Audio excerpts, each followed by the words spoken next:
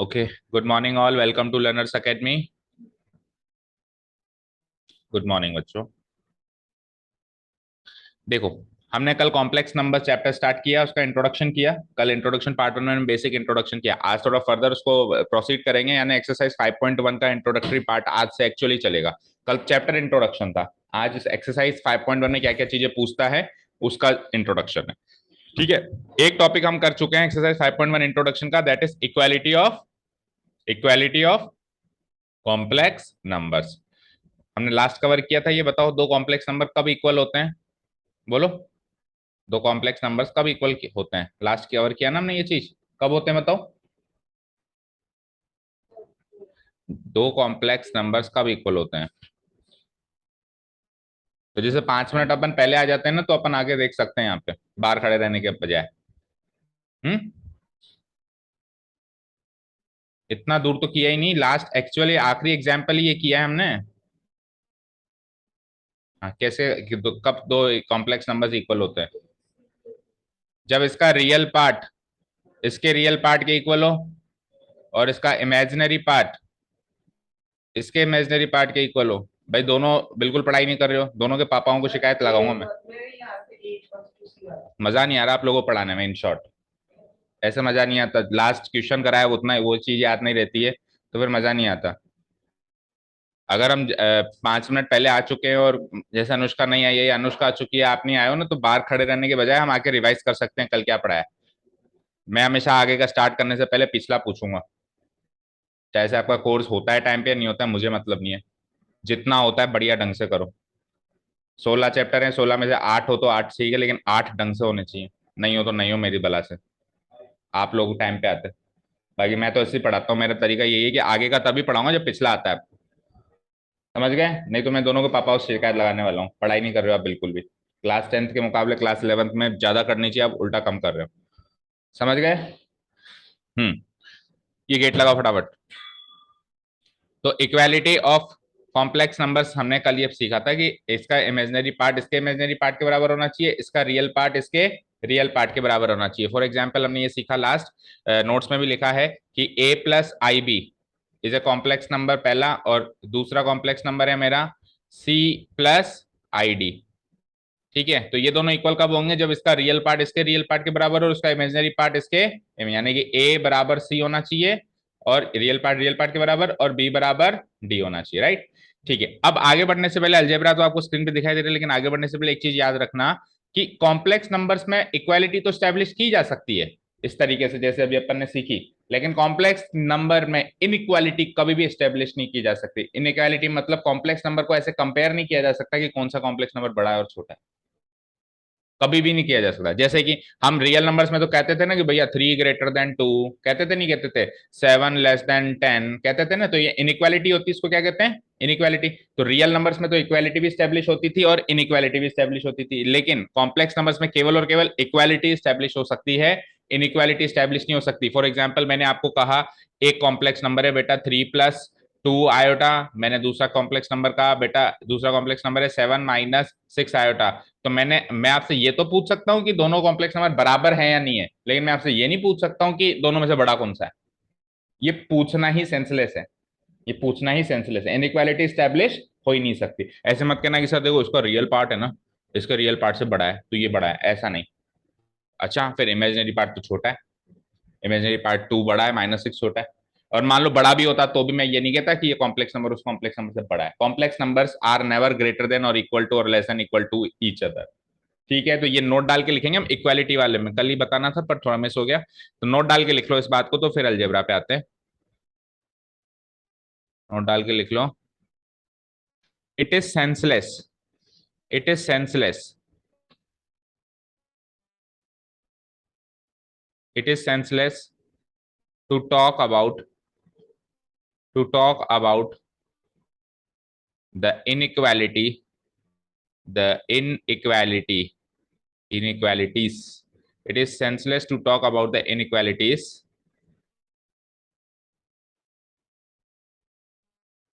between two between two complex numbers, between two complex numbers Z1 and Z2. It is senseless to talk about the inequalities between two complex numbers Z1 and Z2. That is, I can never write a thing like Z1 is greater than Z2. ऐसी कोई चीज नहीं लिख सकते आप, cross, गलत बात है ये। आप लोग ऐसे भी नहीं लिख सकते कि Z1 इज ग्रेटर देन और इक्वल टू Z2। ये भी इनइक्वालिटी होती है, चार तरह की इनइक्वालिटी होती है। वैसे तो 6 चैप्टर में डिटेल में आएगा, less than, greater than, less than equal to, greater than equal to. Detail में तो वहां पढ़ेंगे, अभी छोटे मोटे इतने तो पता होगा, 10th लेवल पे बताया था, चार तरह की इनइक्वालिटी होती है। तो ये लिखना भी गलत बात। या फिर आप ऐसे भी नहीं लिख सकते कि Z1 is less than Z2, ये भी गलत बात। और Z1 इज लेस देन और इक्वल टू Z2, ये भी गलत बात। चारों तरह की इनइक्वालिटी इस्टेब्लिश ही नहीं कर सकते हम दो कॉम्प्लेक्स नंबर्स, किसी भी तरह की इनइक्वालिटी नहीं इस्टेब्लिश कर सकते। ठीक है, हो गया नोट डाउन। कभी कोई पूछे ना कौन सा कॉम्प्लेक्स नंबर बड़ा है, दो दे दे उनमें कौन सा बड़ा है, तो उस पर हंस देना कि क्या पूछ रहा है, तो फालतू बात पूछ रहा है। बड़ी छोटी होता ही नहीं, कॉम्प्लेक्स नंबर होता है, बड़ा छोटा नहीं होता है, भेदभाव नहीं करता ये। कॉम्प्लेक्स है मतलब कॉम्प्लेक्स है ना। ओके, चलिए अब बात करते हैं, नेक्स्ट हेडिंग डालिए algebra, algebra of complex numbers.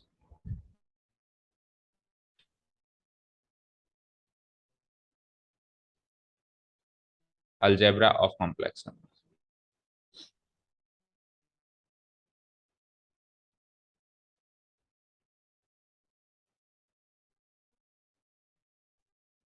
अब अलजेब्रा का मतलब क्या होता है? कभी भी हम कोई नई चीज सीखते हैं तो चीज सीखने के बाद फिर उसका अलजेब्रा सीखते हैं। कभी कोई नई चीज सीखते हैं तो नेक्स्ट जो सीख लिया ना, चलो हाँ सर सीख ली, तो मैथ पढ़ रहे हो भाई, मैथ का मतलब ही अलजेब्रा है। अलजेब्रा मतलब जोड़ बाकी गुणा भाग। कोई वो कहेगी गणित का मतलब क्या होता है, गणित का सिंपल सा मीनिंग होता है जोड़ बाकी गुणा भाग। कोई भी नई चीज सीखी, जैसे बचपन में ए 1 2 3 4 काउंटिंग सिखाई मैडम ने, मैथ्स की टीचर ने, तो फिर अगली चीज जोड़ बाकी करना सिखाया नहीं सिखाया? तो अभी नई चीज सीखी अपन ने, पहले रियल नंबर सीखे थे बचपन में, अभी 11th क्लास में कॉम्प्लेक्स नंबर सीखे हमने, तो अब अगली चीज क्या होगी, इसका अलजेब्रा करना सिखाओ सर। कैसे इनको जोड़ते हैं, कैसे गुणा करते हैं, कैसे क्या करते हैं, और उनकी क्या क्या प्रॉपर्टीज है, क्या क्या रूल्स ये फॉलो करते हैं जोड़ते वक्त या गुणा वक्त करते वक्त। ठीक है, क्लास 12th में नई चीज सीखोगे, matrices and determinants, chapter number 3rd and 4th of class 12। तो उसमें भी सीखने के बाद नेक्स्ट चीज क्या सीखोगे, कैसे उनको मैट्रिसेस को जोड़ेंगे गुणा करेंगे। ठीक है, तो अलजेब्रा का मतलब addition, subtraction, multiplication and division, और कुछ एक्स्ट्रा की इधर उधर की बात है, तो एक एक उठा लेते हैं। अलजेब्रा मतलब ये चार चीजें। तो फर्स्ट थिंग इज अलजेब्रा में, the very first thing is addition, addition of complex numbers. Algebra का भी फर्स्ट पार्ट आ गया, एडिशन ऑफ कॉम्प्लेक्स नंबर्स।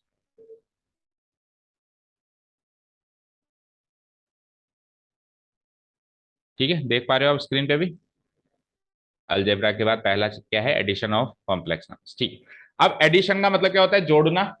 अब दो कॉम्प्लेक्स नंबर्स को जोड़ेंगे कैसे, तो बड़ा ही आसान काम है, बड़ा ही आसान, इन शॉर्ट बता दूंगा। रियल पार्ट को रियल पार्ट से जोड़ दो, इमेजिनरी पार्ट को इमेजिनरी पार्ट से जोड़ दो, दैट्स इट। ठीक है, तो इन शॉर्ट आप लाइन लिखिए, the addition of two complex number simply means, the addition of two complex numbers simply means,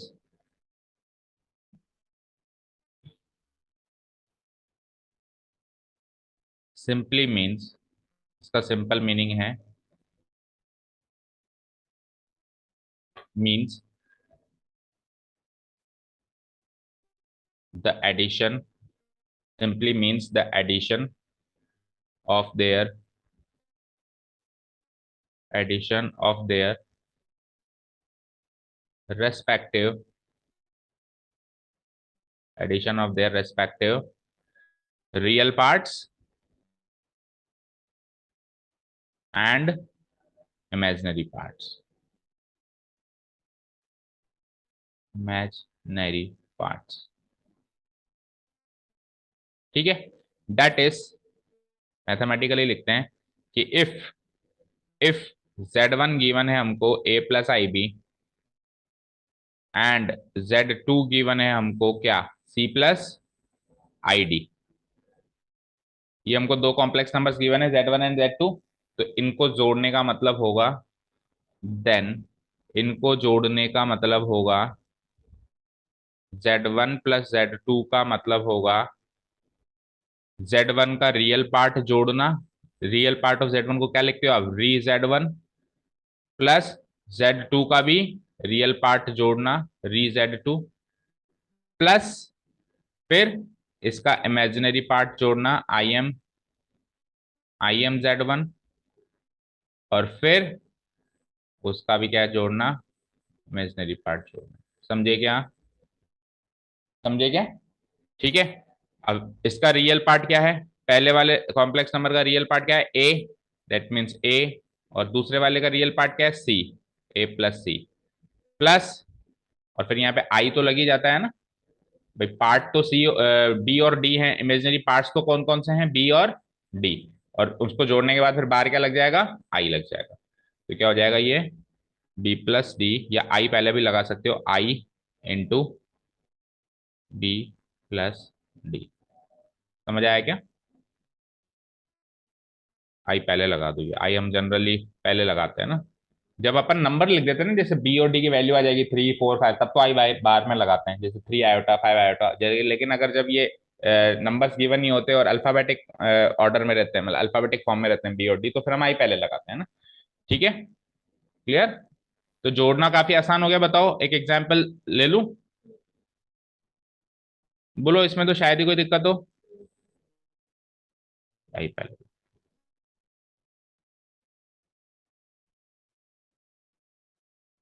इसको कर दो एक ब्रैकेट में पैक, ये हो गया एडिशन का काम तमाम।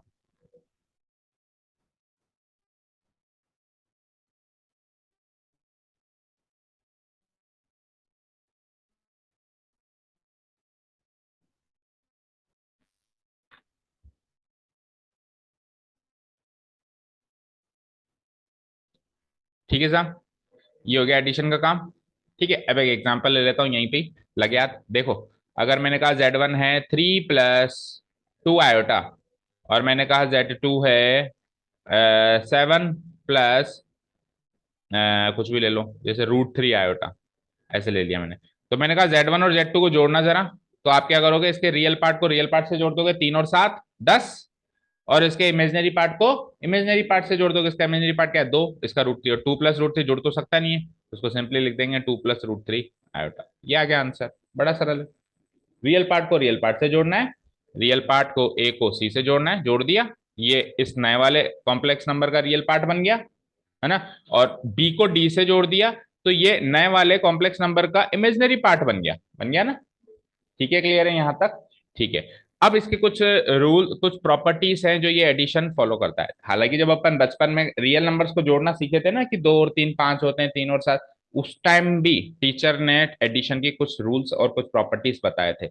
लेकिन या तो बताते नहीं है टीचर्स, आप जाओ 3rd 4th 5th क्लास की बुक में जाओ, जहाँ पे एडिशन करना स्टार्ट करते हैं, तो वहां पे कुछ प्रॉपर्टीज हैं जिसको अपन कहते हैं कम्यूटेटिव लॉ, एसोसिएटिव लॉ। तो या तो टीचर्स बताते नहीं है, या फिर बताते हैं तो स्टूडेंट्स ध्यान से सुनते नहीं है। तो अगर वहां पे सुने होंगे तो अभी बड़ी आसानी से कनेक्ट कर पाओगे, नहीं सुने होंगे तो अभी फिर थोड़ा सा दिमाग लगाओ। ठीक है, तो कुछ प्रॉपर्टीज है, और ये प्रॉपर्टीज आगे क्लास 12th में जो नई चीजें आएंगी, जैसे मैट्रिसेस, डिटरमिनेंट, उस उनमें भी आएंगी। तो अभी ढंग से सीख लो इन प्रॉपर्टीज को। ठीक है, तो नेक्स्ट हेडिंग डालो, properties of addition. Properties of addition of complex numbers. Properties कह लो या लॉ भी कहते हैं इसको, प्रॉपर्टीज या फिर laws of addition, addition of complex number.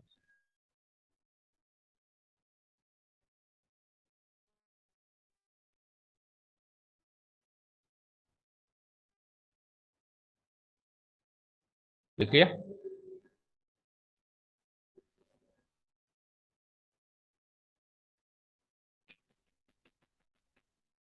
लिख लिया बेटा? ठीक है, तो पहली प्रॉपर्टी या पहला लॉ हम कहते हैं क्लोजर लॉ। क्या कहते हैं? समझते भी जाओ और लिखते भी जाओ, ध्यान से समझना ना। पहला लॉ क्या है? Closure law. अभी क्लोजर लॉ क्या है, ध्यान से सुनना। हो सकता है कि एक आध लॉ मैं आपको एक्स्ट्रा ही पढ़ा दूं जो बुक में नहीं है, और हो सकता है कि बुक का कोई मिस भी हो जाए, तो अपन करके एक बार बुक से मैच करेंगे, कोई लॉ मिस ना हो जाए, है ना। क्योंकि देखो, मेरी कोशिश रहती है आपको जनरल पढ़ाना। मैं पढ़ा तो एनसीईआरटी के सीक्वेंस में ही दे रहा हूँ, आप एनसीईआरटी खोल के देखो, एडिशन के बाद उसने भी प्रॉपर्टीज बताइए। पढ़ा तो सीक्वेंस में रहा हूँ, लेकिन हो सकता है कभी कुछ मिस हो जाए, कोई बात ध्यान में नहीं है, तो हम मैच जरूर करेंगे कि सब कुछ हुआ कि नहीं हुआ। ठीक है, क्लोजर लो, तो सिंपल बात करते हैं, क्लोजर लो का मतलब क्या है। क्लोजर लो का मतलब होता है कि आपने जिन दो नंबरों को जोड़ा है ना, तीसरा नंबर भी वैसा ही निकले। आपने दो रियल नंबर को जोड़ा है तो रियल ही निकले, आपने दो कॉम्प्लेक्स नंबर को जोड़ा है तो कॉम्प्लेक्स ही निकले। जाहिर सी बात है, अभी मैंने दो कॉम्प्लेक्स नंबर को जोड़ के दिखाया आपको, 3 + 2 आयोटा, या फिर मैंने 5 + 7 आयोटा को जोड़ के दिखाया, तो 5 और 3 8, 7 और 2 9, तो ये भी तो एक कॉम्प्लेक्स नंबर ही है कि नहीं है? तो क्लोजर लॉ क्या कहता है कि addition of two complex numbers gives a third complex number, addition of two complex numbers gives a third complex number, ये कहता है मेरे को कौन? Closure law. ठीक है, तो क्लोजर लॉ को अब स्टेटमेंट में समझने से अच्छा है मैथमेटिकली समझो, या तो स्टेटमेंट लिख लो, जैसे सपोज करो किसने का what is the closure law, तो आपको मतलब पता है तो आप खुद भी लिख सकते हो कि addition of two complex numbers always results in a third complex number, या तो स्टेटमेंट में लिख लो, चलो लिख लो, स्टेटमेंट ही लिख लो, addition of two complex numbers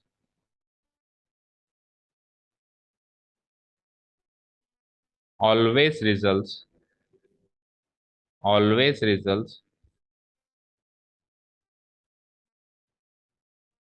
in a third complex number, in a third complex। तो क्लियर? समझ में भी आ गया क्या कहना चाह रहा हूं मैं?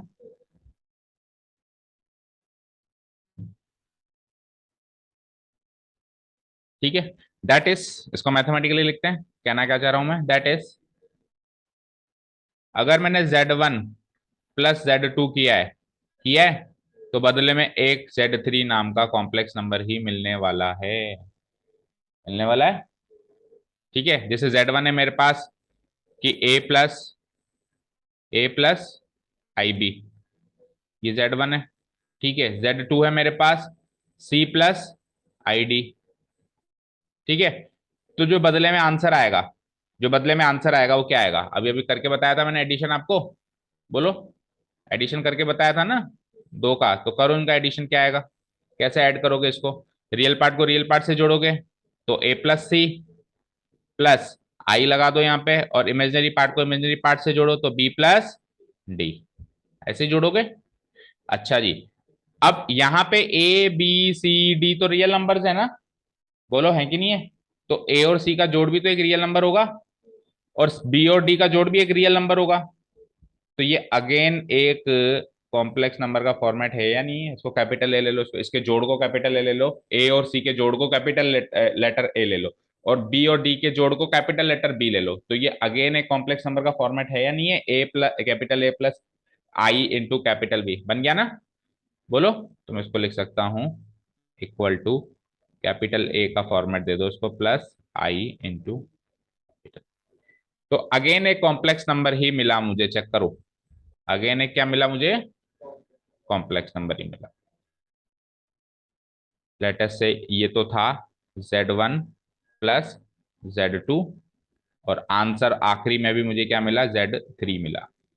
ठीक है, क्लियर है? तो Z1 + Z2 जो है एक तीसरा कॉम्प्लेक्स नंबर पैदा करके देता है जिसका नाम है Z3। क्लियर है?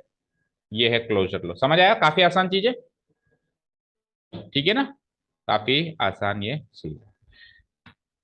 और जब अपन ने स्टार्टिंग में एडिशन करना स्टार्ट किया था तो अपने को ये सिखाया गया था कि दो रियल नंबर्स को जोड़ेंगे तो रियल नंबर्स ही मिलेगा, दो रियल नंबर्स को जोड़ेंगे तो क्या मिलेंगे? Real numbers. तो दो कॉम्प्लेक्स नंबर्स को जोड़ेंगे तो क्या मिलेगा? Complex number. तो क्लोजर लो रियल नंबर्स में भी काम करता है और कॉम्प्लेक्स नंबर से, दोनों में काम करा ना इसने। चलो सेकंड लो के पास चलते हैं, बात करते हैं सेकंड लो। सेकंड लो आ जाओ, क्लोजर लो के बाद सेकंड लो।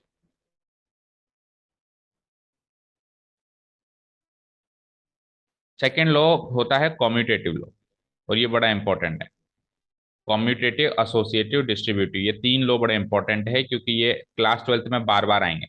कॉम्यूटेटिव लॉ, एसोसिएटिव लॉ और डिस्ट्रीब्यूटिव लॉ। जब अपन वेक्टर्स पढ़ेंगे ना, वेक्टर्स, वहां पे भी कॉम्यूटेटिव, डिस्ट्रीब्यूटिव, एसोसिएटिव, बार बार ये चीजें, ये वर्ड आपको बार बार सुनाई देगा, कॉम्यूटेटिव, एसोसिएटिव, डिस्ट्रीब्यूटिव।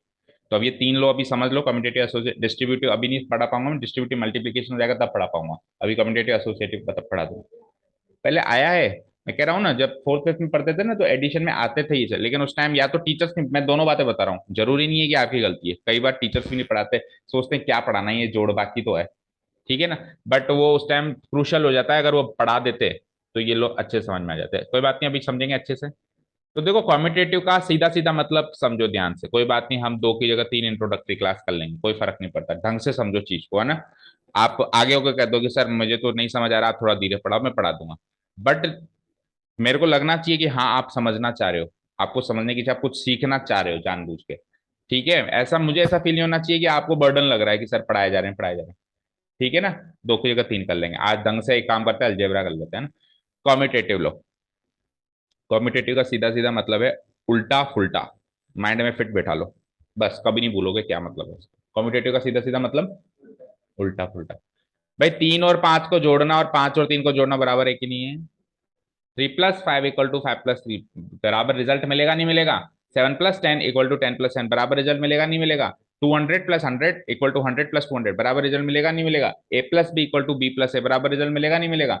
तो रियल नंबर्स में भी फॉलो होता था, कॉम्प्लेक्स नंबर में भी फॉलो होगा। रियल नंबर्स में भी कॉम्पिटेटिव लॉ फॉलो होता था, ऐसा नहीं है कि कॉम्प्लेक्स नंबर नई चीज है जिसमें ये लॉ फॉलो होता है, ये लॉ तो बहुत पुराना है, ये तो रियल नंबर्स में भी चलता था। भाई 3 और 4 को जोड़ना और 4 और 3 को जोड़ना एक ही बात होती है।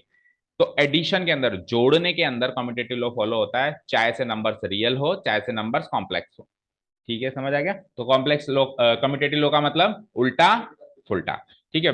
ब्रैकेट में लिख भी सकते हो आप, कोई बड़ी बात नहीं है, आप अपने पर्सनल नोट्स ही तो बना रहे हो, कहीं इसको पब्लिश करने तो भेजोगे नहीं, तो आप अपने नोट्स में लिख सकते हो, भाई आपको याद रह जाए या किसी भी और तरकीब से आपको याद हो जाए तो आप लिख सकते हो, जैसे मैं भी लिख देता हूँ, चलो। कम्यूटेटिव लॉ मतलब उल्टा उल्टा, उल्टा फुल्टा, ठीक है सबने, ओके। तो कम्यूटेटिव लॉ सीधा सीधा मैथमेटिकली लिख दूं, है ना। कम्यूटेटिव लॉ का मतलब होता है भाई कॉम्प्लेक्स नंबर्स में फॉलो होता है, तो आप लिखो the addition of two complex numbers. पहले तो आपको ये पता होना चाहिए कम्यूटेटिव लॉ होता क्या है, क्या सुने, पहले तो आपको ये पता होना चाहिए कॉम्पिटेटिव लॉ होता क्या है, और फिर आपको ये पता होना चाहिए कि वो एडिशन में फॉलो होता है कि नहीं होता है। तो कम्यूटेटिव लॉ मतलब जो भी आप ऑपरेशन लगाने जा रहे हो, जैसे जोड़ने का ऑपरेशन लगाने जा रहे हो तो वो उल्टा करके लगाओ, ये तो होता है कम्यूटेटिव लॉ। अब वो एडिशन में फॉलो हो रहा है, यस हो रहा है, क्योंकि 2 नंबरों को जोड़ना और उल्टा करके जोड़ना बराबर रिजल्ट दे रहा है। अभी हम बात करेंगे सब्ट्रैक्शन में, तो सब्ट्रैक्शन में कॉम्पिटेटिव लॉ का मतलब तो वही रहेगा, लेकिन वो सब्ट्रैक्शन में फॉलो नहीं होता, क्योंकि 3 में से 5 घटाना और 5 में से 3 घटाना दो अलग अलग बातें हैं,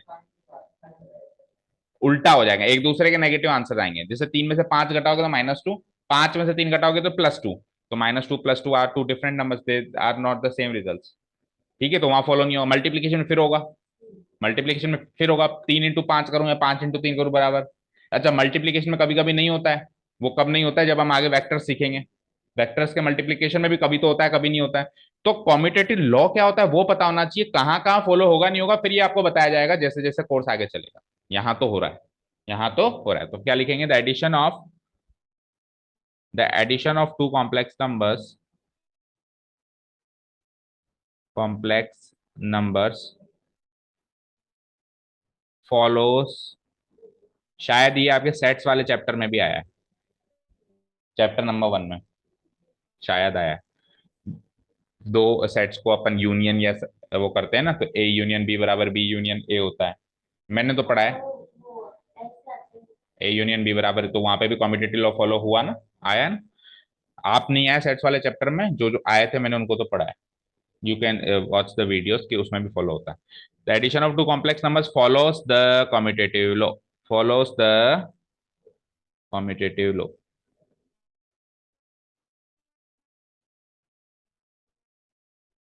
मैं फॉलोज वर्ड पे अंडरलाइन कर रहा हूँ कि हाँ एडिशन फॉलो करता है। कम्यूटेटिव लॉ क्या है वो नहीं सिखा रहे हम यहाँ पे, क्योंकि ये तो बहुत पुरानी चीज है, कोई नई चीज नहीं है। जो चीज सिखाई जा रही है वो ये चीज सिखाई जा रही है कि हाँ फॉलो होता है यहाँ पे, कम्यूटेटिव लॉ यहाँ पे फॉलो होता है।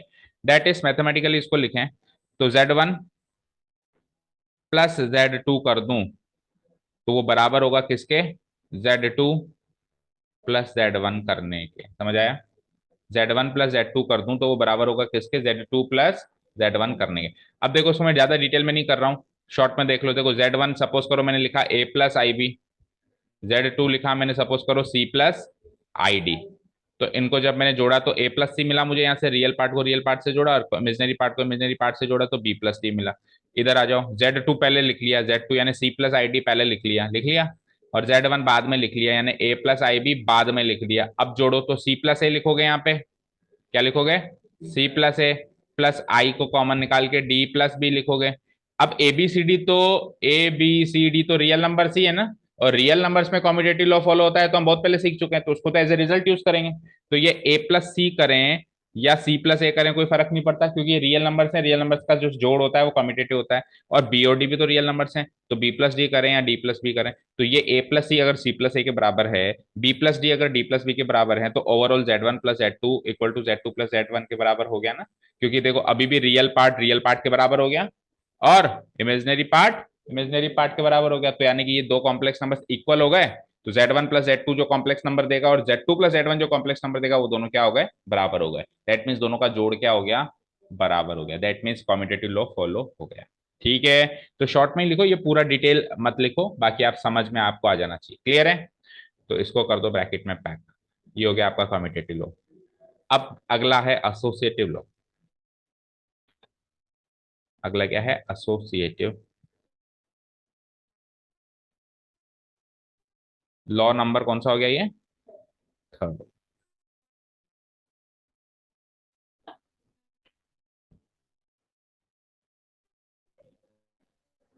हम्म, कॉम्यूटेटिव लॉ के बाद लॉ नंबर 3 इज एसोसिएटिव।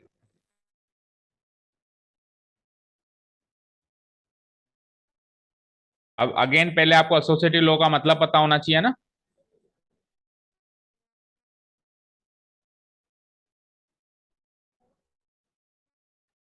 तो मतलब बताएं एसोसिएटिव लॉ का।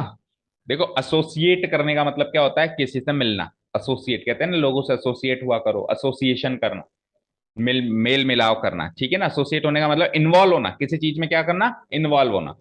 तो ये क्या कहता है कि अगर मेरे पास तीन कॉम्प्लेक्स नंबर हैं, ध्यान से समझो, Z1 Z2 Z3, तो इन तीनों को सपोज करो आपको जोड़ना है। जैसे मैंने आपको तीन नंबर दे दिए बेटा, 3 5 और 8 को जोड़ो। तो आपकी कैलकुलेशन अच्छी है, आप 11th क्लास में पढ़ रहे हो, तो आप फटाफट से करके बता दोगे 3 5 8 और 8 16। आपने कितनी भी स्पीड में आंसर दिया, कितनी भी स्पीड में आंसर दिया हो, आपने मन के अंदर एक बार में तो दो नंबरों को ही जोड़ा है। कभी भी तीन को एक साथ जोड़ सकते हो ना। आपने पहले दो को जोड़ा, फिर उसके आंसर को तीसरे से जोड़ा, यस और नो। यानी कि टू एट ए टाइम ही चलता है। आप कितना भी भले स्पीड से आंसर दे रहे हो वो एक अलग बात है, वो आप कैलकुलेशन फास्ट कर रहे हो, वो आप कैलकुलेशन फास्ट करो, लेकिन अंदर से भले आप एक नैनो सेकंड के लिए ही पॉज कर रहे हो, लेकिन पॉज तो करोगे। आप दो को एक बार में जोड़ोगे, जैसे 2 और 3 5, 5 और 8 जो भी आए। ठीक है, समझ आया। तो एसोसिएशन जब अपन मतलब अपन तीन नंबर्स को जोड़ेंगे तो अपन टू एट ए टाइम जोड़ेंगे, टू एट ए टाइम जोड़ेंगे। तो ये क्या कहता है, ये क्या कहता है कि आपको अगर तीन नंबर्स को जोड़ना है तो पहले या तो आप Z1 प्लस Z2 को जोड़ दो और उसके आंसर को Z3 से जोड़ो, या फिर आप Z1 और Z2 और Z3 में से Z2 और Z3 को पहले जोड़ लो और उसके आंसर को Z1 से जोड़ लो। बात बराबर है, दोनों का आंसर सेम आएगा। जैसे कि इधर आ जाओ, आप 3 और 5 को जोड़ो तो आंसर क्या आया, 8, 8 + 8 16। अच्छा, अगर आप 5 और 8 को पहले जोड़ लेते हैं और फिर तीन जोड़ते हैं तो 8 5 13, अभी भी आंसर क्या आता, 16। तो आंसर सेम आया ना। ये होता है एसोसिएटिव लॉ। आप पहले इन दोनों को जोड़ के उससे जोड़ लो, या पहले आप आखिरी के दो जोड़ के पहले वाले से जोड़ लो, you will get the same answer. This is what is called associative law. अभी एडिशन में ये लॉ फॉलो हो रहा है तो जोड़ जोड़ जोड़ जोड़ कह रहे हैं। कल को एसोसिएटिव लॉ को सब्ट्रैक्शन में सोचेंगे तो फिर माइनस माइनस माइनस माइनस सोचेंगे, फिर मल्टीप्लीकेशन में करेंगे तो मल्टीप्लीकेशन मल्टीप्लीकेशन सोचेंगे। एसोसिएशन का मतलब होना पता होना चाहिए कि जो ऑपरेशन लगा रहे हो पहले दो पे और फिर उसके आंसर के साथ तीसरे पे, और फिर सेकंड केस में आखिरी के दो पे और जो आंसर आ रहा है उसको पहले वाले के साथ। ठीक है, समझ आया। हाँ, नहीं ऑर्डर मत चेंज करो, उसको सेम टू सेम ऐसे रहने दो। तीन नंबर रखे हुए हैं, 1 2 3। अब आप पहले दो को जोड़ो, मतलब पहले दो पे ऑपरेशन लगाओ, फंक्शन लगाओ, उसको साथ पे तीसरा जोड़ो। एक तरीका ये है। किसी ने कहा कि नहीं सर ऐसे ही रहने दो, मैं पहले आखिरी के दो पे निपटा के आता हूँ, पहले आखिरी के दो पे निपटाया, उसके आंसर को फिर पहले से एसोसिएट किया। आंसर सेम आया, तो एडिशन के केस में आंसर सेम आएगा, यानी एडिशन ऑफ 3, 2 के लिए कभी भी एसोसिएटिव लॉ नहीं चलता, जैसे कॉम्पिटेटिव लॉ तो 2 के लिए चलेगा ना, एसोसिएटिव लॉ कभी भी चलेगा, जैसे एडिशन में चलेगा, मल्टीप्लीकेशन चलेगा, कभी भी चलेगा, कम से कम मिनिमम 3 के लिए चलेगा। ठीक है, तभी तो एसोसिएशन बनाओगे, 2 का तो हम एक ही तरीके से एसोसिएशन बनेगा ना, 3 का 2 तरीके से एसोसिएशन बन रहा है, 2 का तो एक ही तरीके से बनेगा, तो 3 का 2 तरीके से जो एसोसिएशन बन रहा है ना, वो सेम रिजल्ट दे रहा है, तो इसका मतलब एडिशन ऑफ 2 कॉम्प्लेक्स या 3 complex number associative law follow कर रहा है। ठीक है, तो लिखो the addition of 3 complex numbers, यहाँ पे 3 की बात करूंगा मैं, 2 की बात नहीं करूंगा, the addition of 3 complex numbers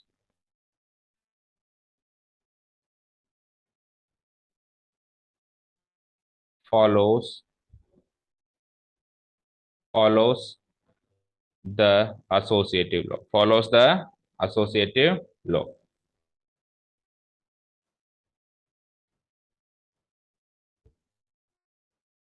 that is इसका मतलब ये है, दैट इज आप Z1 प्लस Z2 को जोड़कर फिर Z3 जोड़ो, या फिर आप Z1 plus Z2 plus Z3 जोड़ो, you will get the same answer, you will get the same answer. देखो ब्रैकेट का मतलब क्या होता है मैथ्स के अंदर, ब्रैकेट का मतलब है कि पहले आप वो ब्रैकेट के अंदर वाला काम करो। ब्रैकेट का मतलब क्या होता है मैथ्स में, कि वो एक अलग चीज है, पहले आप उसको अलग से सोल्व करो। तो आपने ब्रैकेट अगर यहां लगा दिया, तो इसका मतलब है पहले इसको सोल्व करो, उसके साथ इसको सोल्व करो। अब ब्रैकेट अगर आपने दूसरे तीसरे पे लगा दिया, दैट मीन्स पहले इसको सोल्व करो फिर इसके साथ सोल्व करो। तो आपके पास Z1, Z2, Z3 तीनों को जोड़ना है आपको, तो आपके पास पहला एसोसिएशन है, आप ऐसे एसोसिएशन करो, और दूसरा के ऑप्शन है आपके पास ऐसे एसोसिएशन करो। पहले दूसरे पे करो या फिर दूसरे तीसरे पे करो, दो ही तरीके एसोसिएशन करने के। ठीक है, ऑर्डर मत चेंज करो, ऑर्डर चेंज करना तो कॉम्पिटेटिव लॉ का पार्ट है, कि आप Z1 प्लस Z2 प्लस, वो उसकी तो बात कर ली ना, वो तो होता है, वो तो हमेशा होता है, ये फॉलो होता है। अगर आप इसमें अब अगर अगर आप ये आप कह रहे हो कि Z3 को पहले ले आऊं, आप ऐसे कहना चाह रहे हो, फिर Z3 को Z1 के साथ कर लूं, तो फिर आप एसोसिएटिव लॉ और कम्यूटेटिव लॉ मिक्स में यूज करना चाह रहे हो, कर सकते हो, क्योंकि कम्यूटेटिव लॉ भी एडिशन में फॉलो होता है, एसोसिएटिव लॉ भी फिक्स, तो वो आप कर तो सकते हो, बट अभी हम मिक्स में यूज करने की बात नहीं कर रहे, अभी अपन सिंपली एसोसिएटिव लॉ यूज करने की बात कर रहे हैं, उसमें ऑर्डर चेंज नहीं करना है, उसमें बस एसोसिएशन बिठाना है, इसका अलग and you will get the same answer. Clear है? ठीक है, ये हो गया एसोसिएटिव लॉ खत्म, यहाँ पे चलते हैं थर्ड लॉ की तरफ, करो उसको ब्रैकेट में पैक। अभी फिर जब अपन एग्जाम्पल्स करेंगे ना, तो ये चीज समझ में आ जाएगी।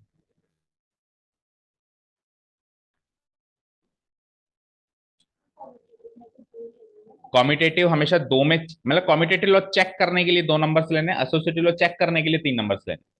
ठीक है ना, तो यहाँ पे 3 नंबर्स की बात करिए और वहां पे 2 की बात करिए। चलो, तो ये हो गया, ये हो गया, अब बात करते हैं, इसके बाद है नेक्स्ट,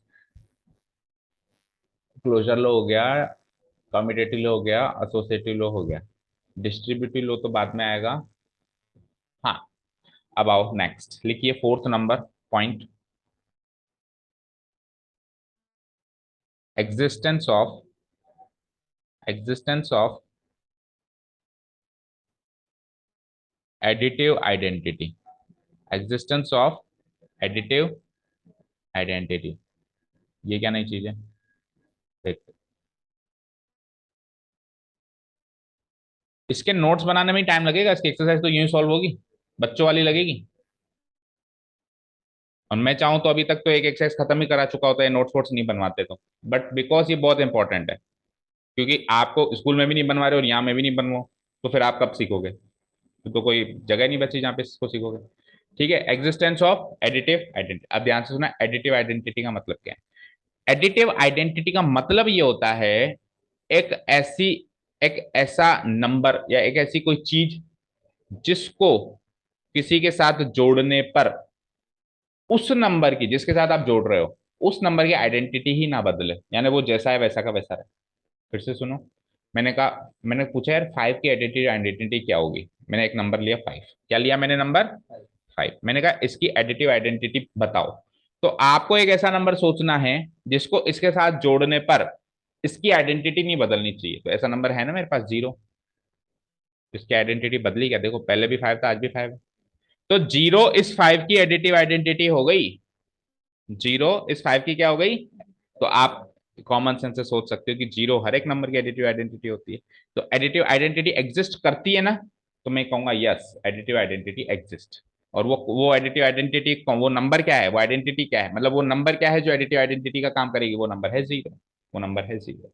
समझ आया? क्लियर है? तो रियल नंबर्स के केस में भी एडिटिव आइडेंटिटी जीरो होती थी, और यहां पर भी वो एडिटिव आइडेंटिटी क्या होती है? जीरो होती है। आपको अगर सर जीरो कॉम्प्लेक्स नंबर थोड़ी ना है, जीरो तो रियल नंबर ही है। अरे any real number can be represented as complex number बताया था, जीरो को आप ऐसे नहीं लिख सकते क्या? Zero plus zero iota, real part भी जीरो, इमेजिनरी पार्ट भी जीरो लिख सकते हो ना। तो any real number can be represented as complex number. तो लिखो एग्जिस्टेंस ऑफ एडिटिव आइडेंटिटी में कि हेयर, इसको सिंपल लैंग्वेज में ही लिखो, ज्यादा कॉम्प्लिकेटेड मत करो। हेयर Z1, या दो तो लेने की जरूरत ही नहीं है ना, एक ही ले लो। Z plus zero equal to Z ही मिलेगा। और अच्छा, किसी ने कहा कि सर आप है ना जेड के साथ जीरो जोड़ रहे हो, आप जीरो के साथ जेड जोड़ो। तो बात तो एक ही, कॉम्यूटेटिव लो तो वैसे फॉलो हो रहा है ना। तो जेड प्लस जीरो भी जेड देगा, और जीरो प्लस जेड भी जेड देगा। दोनों तरफ से चेक करना पड़ेगा, अगर आइडेंटिटी नहीं बदले तो ही आइडेंटिटी आइडेंटिटी कहलाएगी। दोनों तरफ से चेक करना पड़ेगा। तो जेड प्लस जीरो भी जेड देगा, और जीरो प्लस जेड भी जेड देगा। ये होगा हमेशा, इसीलिए zero is called the additive identity of any complex number. इसीलिए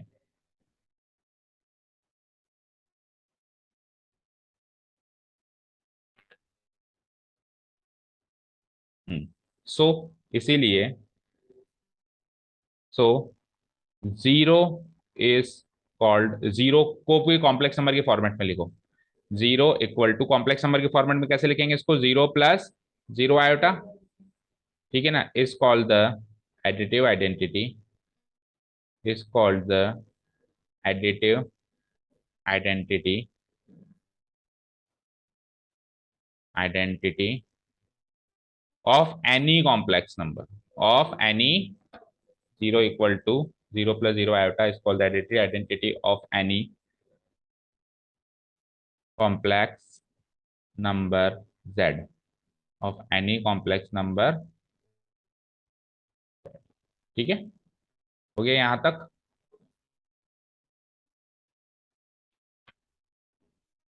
ओके, एक लास्ट और है, एग्जिस्टेंस ऑफ एडिटिव आइडेंटिटी हो गया ना। अब लास्ट है existence of additive inverse. This will be the last. इसको यहाँ नीचे करता हूँ मैं, फिफ्थ नंबर डालो। फिफ्थ नंबर इज, मतलब यहाँ पे आप लॉ और प्रॉपर्टीज दोनों मिक्स में पढ़ रहे हो, है ना। एडिशन ऑफ कॉम्प्लेक्स नंबर्स की लॉज भी आ गई इसमें, और प्रॉपर्टीज भी आ गई। अच्छा, जब मल्टीप्लीकेशन में चलेंगे तो यही सारी चीजें रिपीट हो जाएंगी, यही कॉम्यूटेटिव लॉ आएगा, बस ये चेक करना होगा कि वहां पे अप्लाई हो रहा है कि नहीं हो रहा है। एसोसिएटिव लॉ आएगा, एक आध चीज बस, और डिस्ट्रीब्यूटिव लॉ एक्स्ट्रा आ जाएगा ना।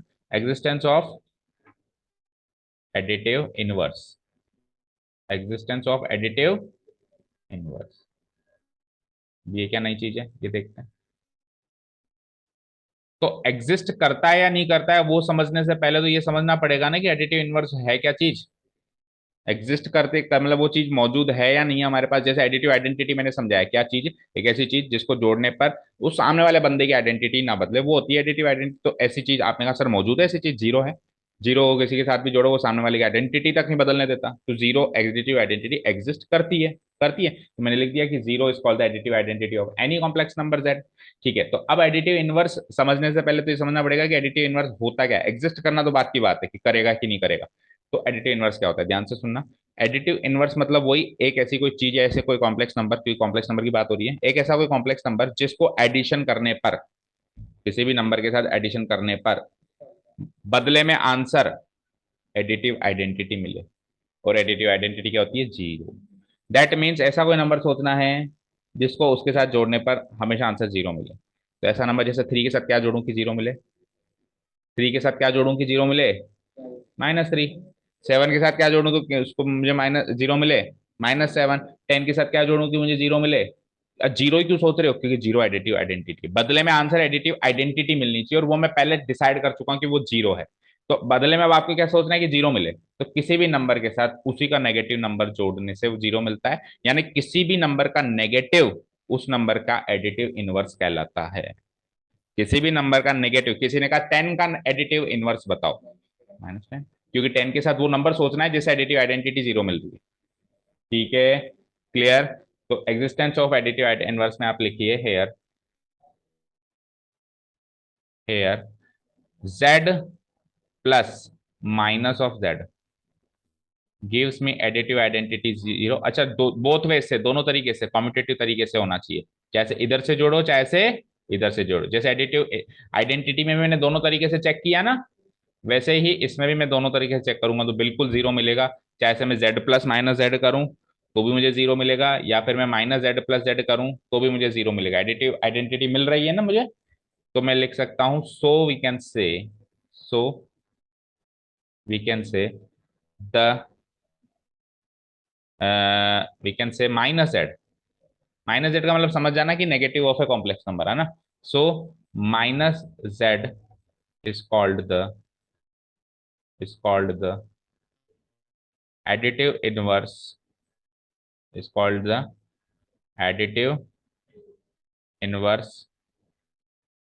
of any complex number z. Minus z is called the inverse of any complex number z. Clear. तो ये 5 प्रॉपर्टीज होती हैं बेटा addition of two complex numbers में। फटाफट से रिवाइज करो, पहली क्या थी?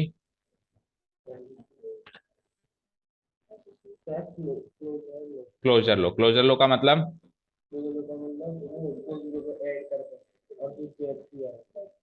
दो कॉम्प्लेक्स नंबर का जोड़ हमेशा तीसरा कॉम्प्लेक्स नंबर होगा। This is called closure law, this is called closure law. कोई नई चीज नहीं आएगी, वही चीज निकल के आएगी। ठीक है ना। ठीक है, सेकेंड चीज कम्यूटेटिव। कम्यूटेटिव मतलब उल्टा फुल्टा। आप दो नंबर को 3+5 करो या 5+3 करो, उल्टा करके जोड़ो तो you'll get the same answer. तो कम्यूटेटिव लो फॉलो, किसी ने कम्यूटेटिव लो फॉलो होता है? यस होता है। एसोसिएटिव लो, तीन कॉम्प्लेक्स नंबर्स हैं हमारे पास, तो उनको जोड़ते टाइम आप किसी भी टाइप का एसोसिएशन ले लो, दो ऑप्शन में से, you will get the same answer. पहले दो का एसोसिएशन ले लो फिर तीसरे से जोड़ो, या आखिरी दो का एसोसिएशन लेके पहले से जोड़ो तो you will get the same answer. ये एसोसिएटिव लो। और चौथा और पांचवा additive identity, additive inverse. Additive identity तो क्या कहता है? एक ऐसा नंबर सोचना है जिसको किसी कॉम्प्लेक्स नंबर के साथ जोड़ने से हमको क्या मिले, उसकी आइडेंटिटी ना बदले। तो ऐसा नंबर कौन है? जीरो, क्योंकि जीरो को किसी भी कॉम्प्लेक्स नंबर से जोड़ो तो you'll get the same answer. तो एडिटिव आइडेंटिटी एग्जिस्ट करती है, और क्या है वो? जीरो है।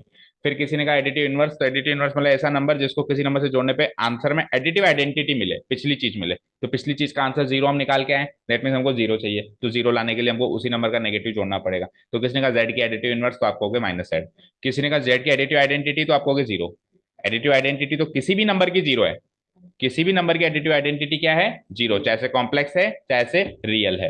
एडिटिव इनवर्स क्या है? उस नंबर का नेगेटिव। जो नंबर आप पूछ रहे हो ना सर, जैसे 10 पूछ रहे हो तो 10 का एडिटिव इनवर्स -10 होगा, 7 का एडिटिव इनवर्स -7 होगा, है ना, उस नंबर का नेगेटिव। एडिटिव आइडेंटिटी में तो नंबर ही नहीं सोचना, आंसर फटाफट जीरो। ठीक है, हमने लिखा भी है zero is the additive identity of any complex number. यहाँ पे हमने क्या लिखा है? Minus z is called the additive inverse of any complex number. ठीक है, अब एडिशन के बाद नेक्स्ट चीज क्या होती है? सब्ट्रैक्शन। वैसे तो सब्ट्रैक्शन आपके कोर्स में इतना ज्यादा डिटेल में नहीं बताया, देखो चेक करो। क्लोजर हो गया, कम्यूटेटिव हो गया, एग्जिस्टेंस हो गया, हाँ डिफरेंस ऑफ लिखा तो है, चलो लिखो।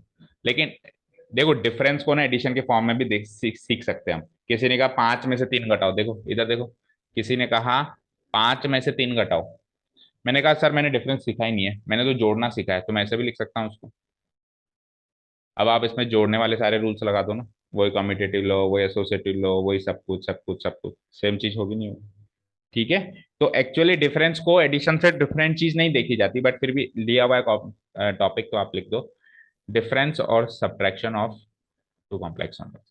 सेकेंड हमारा अलजेब्रा ये, डिफरेंस ब्रैकेट में आप लिख दो subtraction of two complex number. मैं टू क्यों लिख रहा हूं? क्योंकि 3 हो 4 हो कितने भी हो, एक बार में तो दो ही करते हैं हम, एक बार में तो दो ही करते हैं ना। टू एट ए टाइम का ही रूल फॉलो होता है, जैसे कितनी भी फास्ट कर रहे हो। ठीक है, डिफरेंस जिसको हम सब्ट्रैक्शन भी बोल सकते हैं टू कॉम्प्लेक्स नंबर्स का।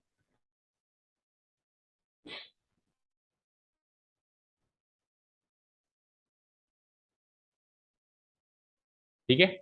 तो जैसे एडिशन का मतलब क्या था, रियल पार्ट का एडिशन और इमेजिनरी पार्ट का एडिशन, तो सब्ट्रैक्शन का मतलब क्या हो जाएगा, रियल पार्ट का सब्ट्रैक्शन। डिफरेंस रियल पार्ट का भी देख लो और उसका भी देख लो इमेजिनरी पार्ट, तो लिखो the difference of two complex number simply means, same to same वही लैंग्वेज लिखेंगे ताकि कंफ्यूजन हो ही ना, कॉम्प्लिकेशन क्रिएट ही ना हो। The difference of two complex numbers simply means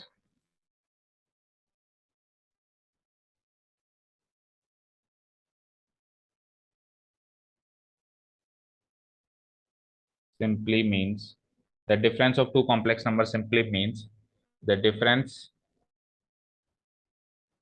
simply means the difference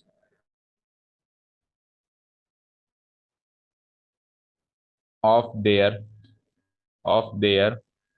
respective of their respective real parts and imaginary parts and imaginary parts and imaginary parts। ठीक है, that is, इसको mathematically लिखते हैं, that is अगर आपको किसी ने कहा, अगर आपको चलो आपको अगर दो कॉम्प्लेक्स नंबर्स गिवन है, Z1 पहले की तरह ही लेते हैं, Z1 गिवन है A+IB एंड Z2 गिवन है, पहला एग्जांपल लेते हैं जो एडिशन में लिया था, C+ID। ये आपको दो कॉम्प्लेक्स नंबर्स गिवन है बेटा, तो क्या होगा, then then Z1 minus Z2 का अर्थ ये होगा, क्या अर्थ होगा कि रियल पार्ट का डिफरेंस, तो देखो पहले आपने Z1 लिया है बाद में Z2 लिया है ना, तो रियल पार्ट में भी पहले A लोगे और बाद में C लोगे। Z1 में से Z2 को घटा रहे हो ना, तो फिर A में से C को घटाओगे, समझ आया। ऐसे नहीं कर सकते सर C-A करूंगा, नहीं, C-A क्यों करोगे, आपने Z1 माइनस Z2 किया है ना, तो फिर A में से C को घटाओगे, ऑर्डर नहीं चेंज करोगे अब, है ना। तो A-C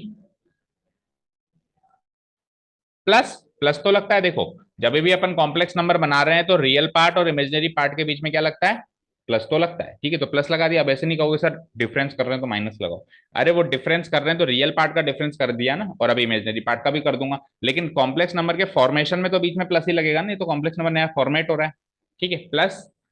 अब इमेजिनरी नंबर स्टार्ट करने से पहले आई लगा ही देता हूं मैं, आयोटा, या आई लगा दिया मैंने, और ब्रैकेट में क्या लिख दूंगा, इनके इमेजिनरी पार्ट्स का डिफरेंस, समझ आया।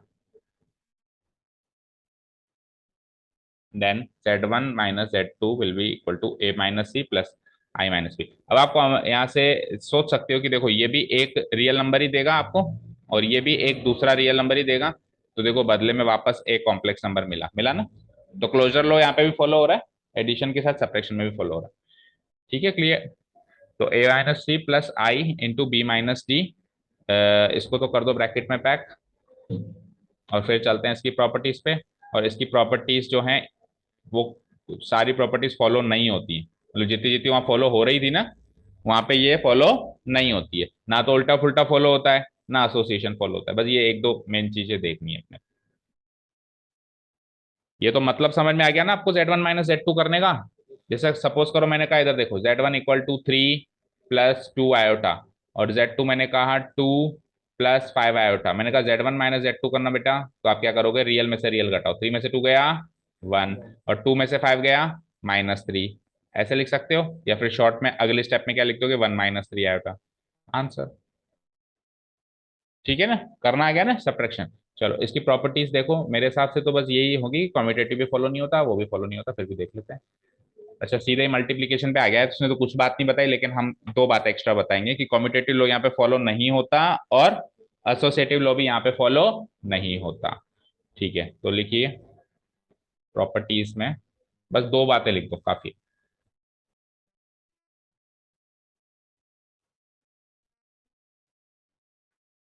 एक्चुअली तीन बातें लिख लो, क्लोजर लो तो फॉलो हो रहा है, क्लोजर लो तो फॉलो हो रहा है, शॉर्ट में लिख दो। क्यों, क्योंकि बदले में एक कॉम्प्लेक्स नंबर मिल रहा है ना, क्लोजर लो फॉलो हो रहा है, ठीक है। इसके सामने मैं लिखता हूं फॉलोड, क्लोजर लो फॉलोड। अब देखो क्लोजर लो क्या होता है बार बार नहीं बताएंगे, अब तो केवल इतना बताएंगे कि फॉलो हो रहा है या नहीं हो रहा है, मल्टीप्लीकेशन ऑफ कॉम्प्लेक्स नंबर्स में चलेंगे ना, तो उसमें मैं बार बार नहीं बताऊंगा कि क्लोजर लॉ क्या होता है, मैं केवल इतना बताऊंगा फॉलो हो रहा है कि नहीं हो रहा है, क्या होता है वो मैं एडिशन में बता चुका हूँ। तो यहाँ पे फॉलो हो रहा है ना, फॉलो हो रहा है, closure law followed. That is, इसका मतलब है कि अगर आप Z1 माइनस Z2 करेंगे तो बदले में एक Z3 नाम का कॉम्प्लेक्स नंबर मिलेगा, मतलब आंसर भी वैसा ही मिलेगा, है ना। तो ऐसे आप दो कॉम्प्लेक्स नंबर्स को जोड़ेंगे, जोड़ेंगे तो भी कॉम्प्लेक्स नंबर मिलेगा, घटाएंगे तो भी कॉम्प्लेक्स नंबर ही मिलेगा। तो ये तो हो गया क्लोजर लॉ जो कि फॉलो हो रहा है। सेकंड आ जाओ, कॉम्यूटेटिव लॉ। अब आप खुद बताओ कॉम्यूटेटिव लॉ फॉलो हो रहा है क्या, या होगा क्या? कॉम्यूटेटिव लॉ फॉलो होगा क्या, बताओ शिवम। कॉमन सेंस की बात है, तो कॉम्यूटेटिव लॉ नॉट फॉलोड। अब कॉम्यूटेटिव लॉ होता क्या है वो तो बस सिखा चुका हूं, क्या होता है उल्टा फुल्टा, तो उल्टा फुल्टा यहाँ नहीं चलेगा, यहाँ बिल्कुल नहीं चलेगा। दैट मीन्स मैं ये कह सकता हूं कि अगर आप Z1 माइनस Z2 कर रहे हो तो it will not be equal to Z2 minus Z1, तो यहाँ पे कम्यूटेटिव लॉ फॉलो नहीं हुआ। और तीसरा एसोसिएटिव लॉ पे आओ, एसोसिएटिव लॉ भी फॉलो नहीं होगा, नहीं होगा ना। एग्जाम्पल ले लेते हैं, जैसे कि एसोसिएटिव लॉ भी नॉट फॉलोड।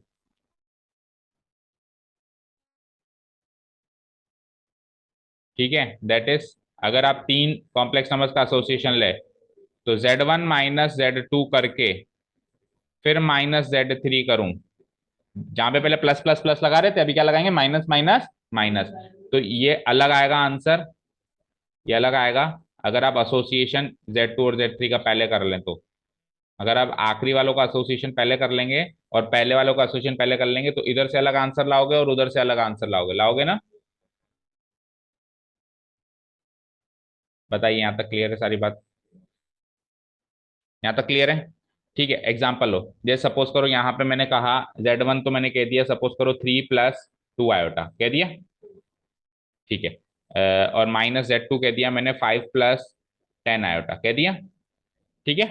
तो अब इसमें से इसको घटाओ, तो 3 में से 5 गया तो इधर नीचे लिख देता हूँ -2, और 2 में से 10 गया तो -8, तो आंसर क्या आया, -2 - 8 आयोटा। ठीक है, इधर Z2 माइनस Z1 करो, यानी उल्टा करो, 5 में से 3 गया तो +2, और 10 में से 2 गया तो 8। तो ये दोनों कॉम्प्लेक्स नंबर्स बराबर का है, अनइक्वल है ना, क्योंकि कॉम्प्लेक्स नंबर की इक्वालिटी के बारे में क्या सीखा था, रियल रियल से मैच होना चाहिए, ना तो रियल रियल से मैच हो रहा है और ना ही इमेजिनरी में से दोनों मैच नहीं हो रहे, तो ये दोनों इक्वल नहीं होंगे, कम्यूटेटिव लॉ फॉलो नहीं हुआ। चलिए एसोसिएशन की बात करते हैं, तो देखो एसोसिएशन, चलो आप कॉम्प्लेक्स नंबर को भूल जाओ, आप रियल नंबर में ही सोच लो, एसोसिएशन नहीं चलता है अगर डिफरेंस की बात करी जाए तो। तीन रियल नंबर बोलो कोई से भी, बोलो अनुष्का। 3, 6 और 8। अब सपोज करो मैं पहले एसोसिएशन ऐसे करता हूँ, देखो आंसर क्या आएगा, 3 में से 6 गया -3, ब्रैकेट का मतलब क्या होता है, पहले उस ब्रैकेट को सॉल्व करो, -3 -8 क्या हो गया, -11 हो गया। अब आप एसोसिएशन ऐसे करो, वही 3 6 8 ले लिया मैंने, अब आप एसोसिएशन ऐसे करो, देखो सेम आंसर आता है क्या। तो 6 - 8 पहले करूंगा मैं, तो 6 - 8 क्या होता है, -2, और 3 माइनस -2 क्या होता है, 5, इधर से आंसर 5 लाए, उधर से आंसर -11 लाए, डिफरेंस है ना, अलग अलग है ना। ठीक है, तो एसोसिएशन रियल नंबर में फॉलो नहीं हो रहा था, तो कॉम्प्लेक्स नंबर के खाक फॉलो होगा, नहीं होगा। तो ये हो गया मेरा कम्यूटेटिव लॉ और एसोसिएशन, इन तीनों को ब्रैकेट्स में पैक कर दो। क्लोजर लॉ फॉलो हो रहा है। अच्छा, क्लोजर लॉ में देखो कई बच्चे ऐसे कंफ्यूज हो सकते हैं, देखो कैसे, ब्रैकेट में पैक कर दूं सबको।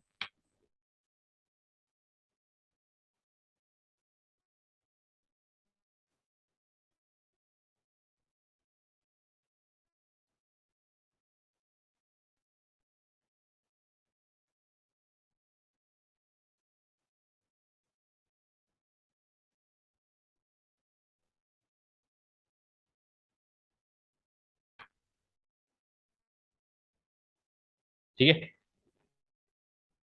हम्म।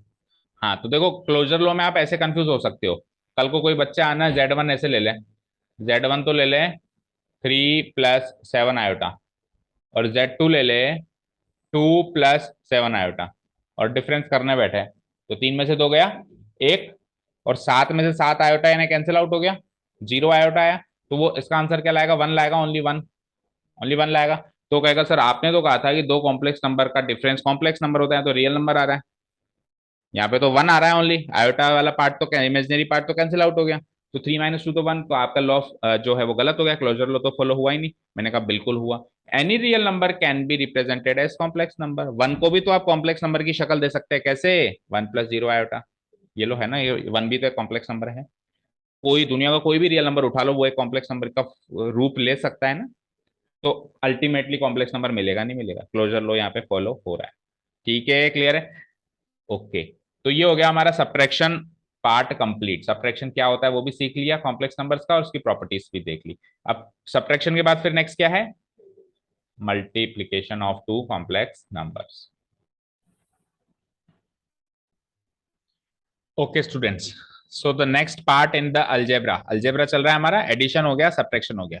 जानते हैं हम अलजेब्रा 4 चीजों से बनता है, जोड़, बाकी, गुणा, भाग। और फिर इर्द गिर्द की चीजें तो चलती हैं, जैसे अभी लॉ आ गए, प्रॉपर्टी आ गए, तो एक्स्ट्रा चीजें। मैं मेन मोटे तौर पे तो 4 ही चीजें हैं, एडिशन हो गया, सब्ट्रैक्शन हो गया। तो next thing which comes is what? Multiplication.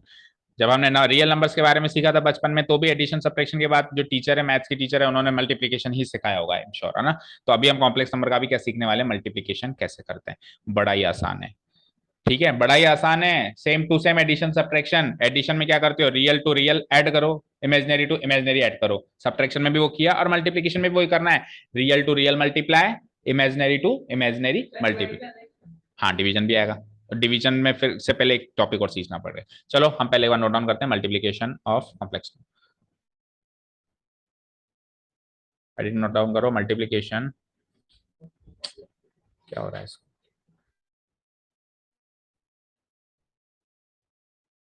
Multiplication of two complex numbers.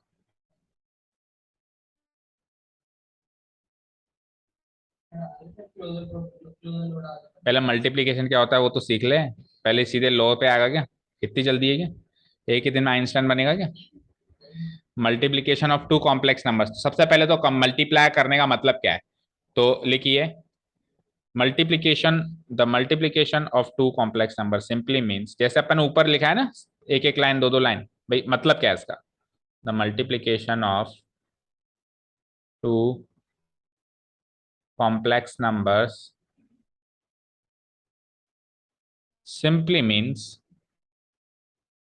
simply means multiplying their respective multiplying their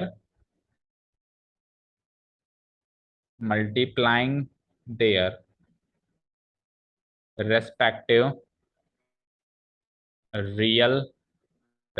real and imaginary parts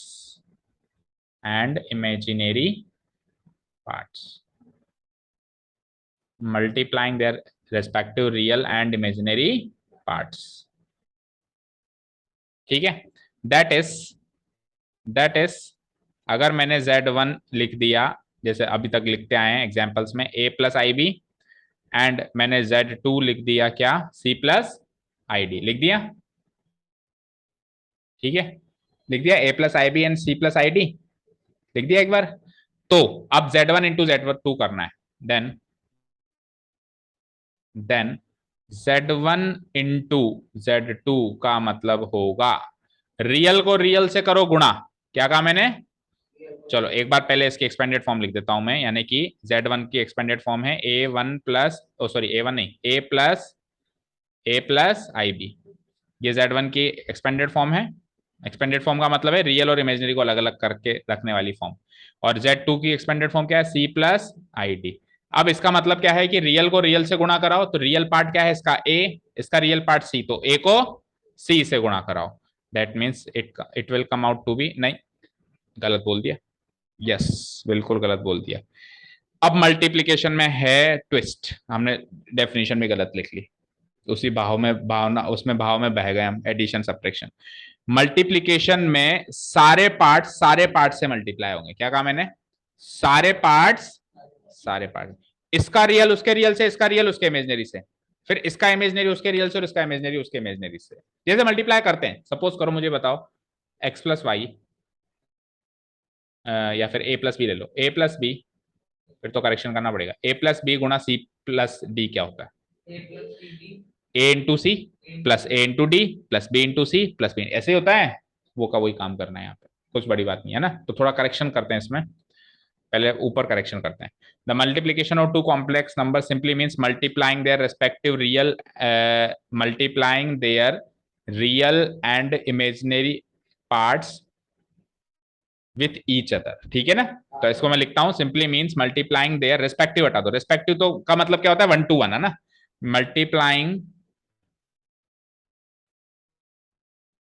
multiplying ऐसे लिखो, the multiplication two complex number simply means the sum of, means the sum of, means the sum of the products of, the sum of the products of, the sum of the products of their real and imaginary parts, real and their real and imaginary parts,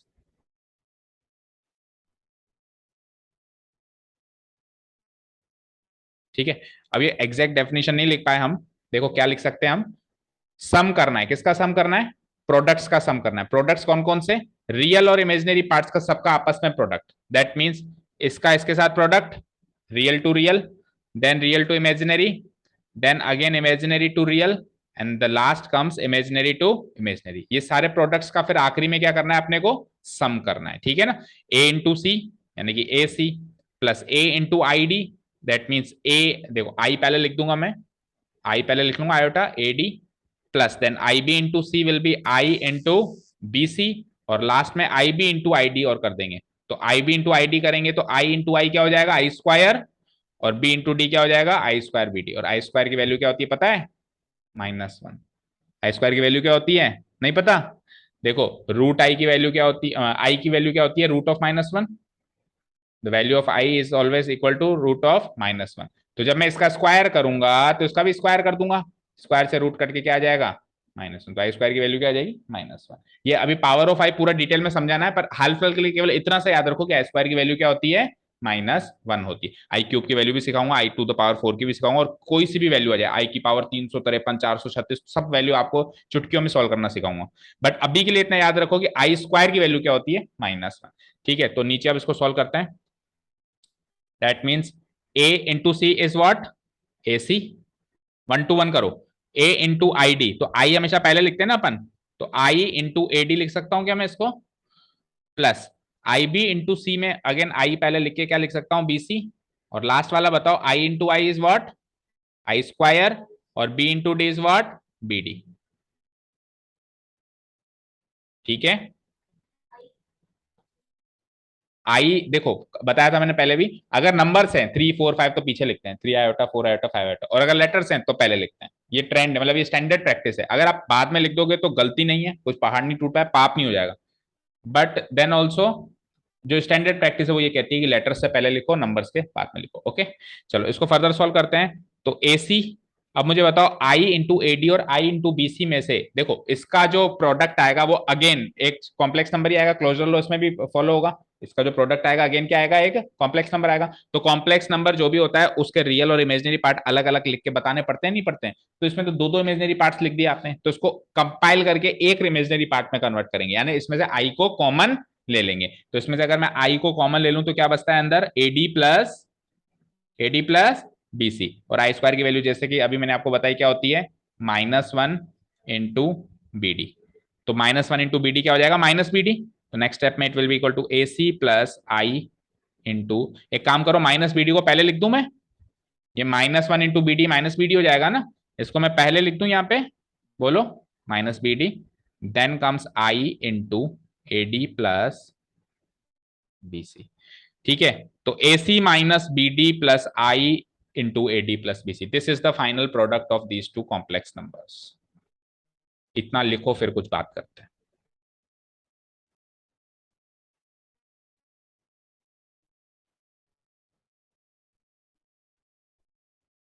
कर लिया इतना, ठीक है। Final product को एक बार मैं bracket में pack कर देता हूं, जो फाइनल प्रोडक्ट है, फाइनल आंसर है।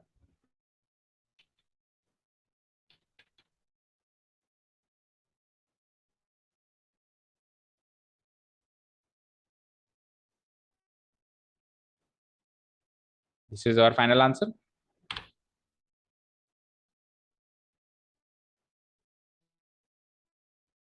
This is our final answer. Okay, ठीक है, यहां तक हो गया नोट डाउन। अब सुनो, वो लोग कहते हैं कि अगर आपको दो कॉम्प्लेक्स नंबर्स को मल्टीप्लाई करना है तो आप ये वाला फॉर्मूला याद रखो, ये वाला फॉर्मूला याद रखो, यानी कि इसके रियल पार्ट को इसके रियल पार्ट से गुणा, फिर इमेजिनरी पार्ट से गुणा, और उसका डिफरेंस, और उसका रियल पार्ट के प्रोडक्ट और इमेजिनरी पार्ट के प्रोडक्ट का डिफरेंस। ये जो आंसर आएगा ये तो नए वाले नंबर का रियल पार्ट होगा। ये जो आंसर आएगा भाई, a इंटू सी और b इंटू डी का जो डिफरेंस आएगा, कुछ भी एक वैल्यू मिलेगी, वो वैल्यू तो नए कॉम्प्लेक्स नंबर का क्या होगा, रियल पार्ट होगा। ये रियल पार्ट है, देखो इसका, ये क्या है, इसका रियल पार्ट है, और ये इस नंबर का कॉम्प्लेक्स इमेजनरी पार्ट है, ठीक है। और इमेजनरी पार्ट कैसे निकालेंगे, देखो रियल पार्ट के लिए तो हमने a इंटू सी और b इंटू डी किया, अब इमेजनरी पार्ट के लिए a इंटू डी करेंगे और b इंटू सी करेंगे और जोड़ देंगे, वो उसका इमेजनरी पार्ट आ जाएगा, ठीक है। फॉर एग्जाम्पल सपोज करो मैंने लिखा z1 equal to 3 + 2 iota and z2 equal to, and z2 equal to, ध्यान से देखना, कुछ भी ले लो, 6 + 10 आयोटा। तो सबसे पहले अब z1 इंटू z2 करना है, तो सबसे पहले रियल पार्ट निकालते हैं। तो रियल पार्ट का क्या करेंगे, 3 × 6 18 माइनस 2 × 10 20, इनका डिफरेंस लेना है, इनका क्या लेना है, डिफरेंस। और क्या आ गया इनका डिफरेंस, सॉल्व कर लो, चलो ये 18 - 20 क्या हो जाएगा, -2। तो जो नया नंबर आएगा उसमें -2 तो रियल पार्ट बनेगा, प्लस आई इंटू, अब इमेजनरी पार्ट बताओ सर, तो इमेजनरी पार्ट मैंने क्या बताया, पहले का आखिरी से और बीच वाले का बीच वाले से, ठीक है। तो क्या करेंगे हम, 3 × 10 कर देंगे, क्या कर देंगे, 3 × 10 कर देंगे यानी 30, और 2 × 6 कर देंगे यानी कि 12, और इसको जोड़ देंगे। देखो यहाँ पे सम आ रहा है ना, इमेजिनरी पार्ट के लिए सम आ रहा है, रियल पार्ट के लिए डिफरेंस आ रहा है। तो 30 + 12 क्या हो जाता है, 40, तो आंसर विल बी -2 + 40 आयोटा। तो देखा जाए तो फॉर्मूला ज्यादा डिफिकल्ट नहीं है प्रोडक्ट का, रियल टू रियल और इमेजिनरी टू इमेजिनरी करके तो डिफरेंस करना है, that will be the real part of the new complex number, और रियल टू इमेजिनरी और इसका इमेजिनरी टू रियल करके सम करना है, और वो जो आंसर आया वो इमेजिनरी पार्ट हो जाएगा। लेकिन कहने का मतलब ये कि अगर ये सब नहीं याद आया, ये सब नहीं याद आया, तो आप सिंपली ये नहीं कर सकते क्या, मुझे बताना, मान लो भूल गए आप, ये फॉर्मूला और सब भूल गए, तो क्या आप ये काम नहीं कर सकते क्या, इतना 3 × 6 अलग कर लो, 3 × 10 आयोटा अलग कर लो, 2 आयोटा इंटू 6 अलग कर लो, और 2 आयोटा इंटू, ये तो बचपन से करते आ रहे हो, करते आ रहे हो। The point is that multiplication में फॉर्मूला याद ही नहीं रखा जाता है, एनसीईआरटी ने दे रखा है, इसलिए बता दिया था मैंने। तो करना तो वही होता है, this into this, this into this, this into this, this into this, easy भी वही रहता है, और एग्जामिनर भी अगर आपको मल्टीप्लाई दे देना तो वो भी यही एक्सपेक्ट करता है कि आप फॉर्मूला ना यूज करके ये करके दिखाओ उसको। बस उसमें एक चीज याद रखना, I² की वैल्यू -1 आपको पता होनी चाहिए, ये आपको पता होनी चाहिए। तो ठीक है, समझ में आया द पॉइंट, ठीक है। तो आपने लिख लिया, अच्छी बात है, बट क्या करेंगे हम इसको डायरेक्ट ना यूज करके, अपन तो वही 1 to 1 मल्टीप्लाई करने वाला ट्रेंड याद रखेंगे। इसके आगे लिख लो बेटा, बिकॉज यहाँ पे हमने एक रिजल्ट यूज किया है ना, I² इक्वल टू क्या होता है, -1। ओके, ठीक है, चलें आगे। अब इसकी प्रॉपर्टीज, प्रॉपर्टीज ऑफ, प्रॉपर्टीज कह लो या लॉ कह लो, properties oblique law, laws of multiplication.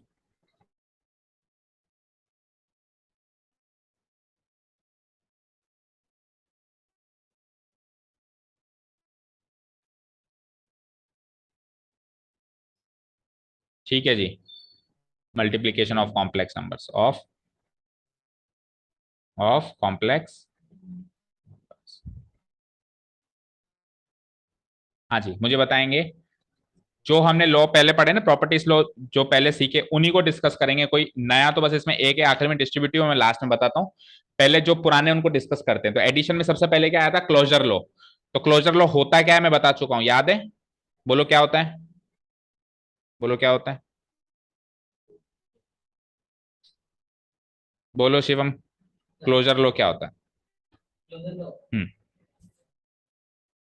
अभी तो कह रहा था क्लोजर लॉ सर लिख लो, क्या होता है क्लोजर लॉ, भूल गए। तो एडिशन में क्या होता है वो बता दूं, फिर मल्टीप्लीकेशन में आप बता देना। पहले तो क्लोजर लॉ का मतलब सुन, तो ये होता है कि आप जिन चीजों के साथ डील कर रहे हो, आंसर भी वही चीज आ रही है। दैट मीन्स आप कॉम्प्लेक्स नंबर्स के साथ डील कर रहे हो ना, तो आंसर भी कॉम्प्लेक्स नंबर, तो एडिशन में वो फॉलो होता है, क्योंकि अगर आप दो कॉम्प्लेक्स नंबर को जोड़ते हो ना तो आंसर भी है कॉम्प्लेक्स नंबर मिलता है। सब्ट्रैक्शन में भी फॉलो होता है, क्योंकि अगर आप दो कॉम्प्लेक्स नंबर का डिफरेंस निकालते हो तो आंसर भी है कॉम्प्लेक्स नंबर निकलता है। और मल्टीप्लीकेशन में वो फॉलो हो रहा है या नहीं हो रहा है, बताओ? हो रहा है ना? अरे ये देखो ना, ये कॉम्प्लेक्स नंबर ही तो है, ये इनका प्रोडक्ट जो निकला ये कॉम्प्लेक्स नंबर नहीं है क्या? इसके रियल पार्ट और इमेजिनरी पार्ट, जिसमें रियल पार्ट इमेजिनरी पार्ट वो कॉम्प्लेक्स नंबर होता है ना, तो क्लोजर लॉ यहाँ पे फॉलो हुआ है। ठीक है, तो बस सामने लिख दो फॉलोड। होता क्या है हम पहले डिस्कस कर चुके हैं। तो क्लोजर लॉ, बोलो क्या क्या लिखूंगा? Closure law followed, followed. या फिर यूं लिख सकते हो आप यूं लिख सकते हो कि that is Z1 into Z2 will give a third complex number Z3। हाँ भैया, बस बढ़िया। कोई नहीं है, बोलो क्लोजर लो, सबको समझ में आ गया ना? When we multiply two complex numbers we will get a third complex number. तो this is the closure law. जहां पे ये चीज फॉलो हो तो कह देना क्लोजर लो फॉलो हो रहा है, जहां पे नहीं हो तो कह देना नहीं फॉलो हो रहा है। ठीक है, एडिशन में हुआ, सब्ट्रैक्शन में हुआ और मल्टीप्लीकेशन में भी हुआ है ना, तीनों में हो रहा है क्लोजर लो फॉलो। चलो सेकंड लॉ वहां पे क्या था वो बताओ? Commutative law. तो कॉम्यूटेटिव लॉ होता क्या है? नहीं होता क्या है, सिंपल लैंग्वेज में बताओ। क्लोजर लॉ तो भूल जाओ, कॉम्यूटेटिव लॉ क्या होता है? उल्टा फुल्टा। या सिंपल सी भाषा में बताओ ना यार, उल्टा फुल्टा। पीछे से जोड़ो तो भी बराबर मिलता था, तो अब इधर पीछे से गुणा करो तो बराबर मिलेगा क्या? सोचो जरा। बिल्कुल मिलेगा। अरे आप रियल नंबर्स के केस में ही सोच लो ना यार, कि अगर मैं 3 गुणा 4 करूं और 4 गुणा 3 करूं तो 3 4 जा भी 12 और 4 3 जा भी 12। तो अब ज्यादा डिटेल में नहीं जाएंगे, सिंपली लिख देंगे अपन दैट इज दैट मीन्स अगर मैं Z1 इंटू Z2 करूं तो it is as equal as Z2 और Z1 करने के। Z1 और Z2 करूं या Z2 इंटू Z, है ना, ऑर्डर मैटर नहीं करता। जब ऑर्डर मैटर नहीं करे उसको कहते हैं कॉम्यूटेटिव लॉ, फॉलो हो रहा है मतलब, और अगर मैटर करे तो फिर नहीं फॉलो हो रहा है। Okay fine. कॉम्यूटेटिव लॉ के बाद अगला लॉ क्या था बताओ वहां पे? Associative, associative law.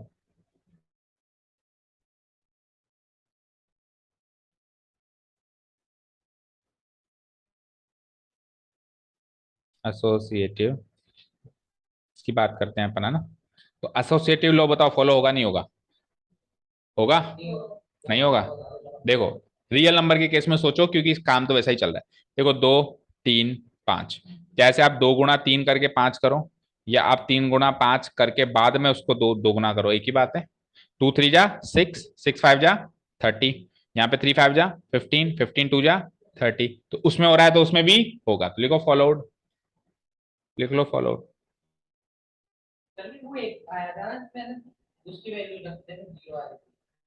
हाँ तो जीरो को भी आप लिख सकते हो ना, 0 + 0 आयोटा, तो कॉम्प्लेक्स नंबर तो उसमें भी मिला ना, क्लोजर लो तो फॉलो हुआ ही ना। ठीक है ना, जीरो किसी रियल नंबर को भी तो आप कॉम्प्लेक्स नंबर का रूप दे सकते हो ना। जैसे 3 है, तो 3 को मैं क्या लिख सकता हूँ? 3 + 0 आयोटा। 3 तो हो गया रियल पार्ट और 0 हो गया मेरा इमेजनरी पार्ट। ठीक है, तो एसोसिएटिव लॉ पे आओ, फॉलो हो रहा है, दैट इज तीन कॉम्प्लेक्स नंबर्स लेने पड़ेंगे, यानी कि Z1 इंटू Z2 करके फिर Z3 करें तो वो बराबर है Z1 into Z2 into Z3 करो।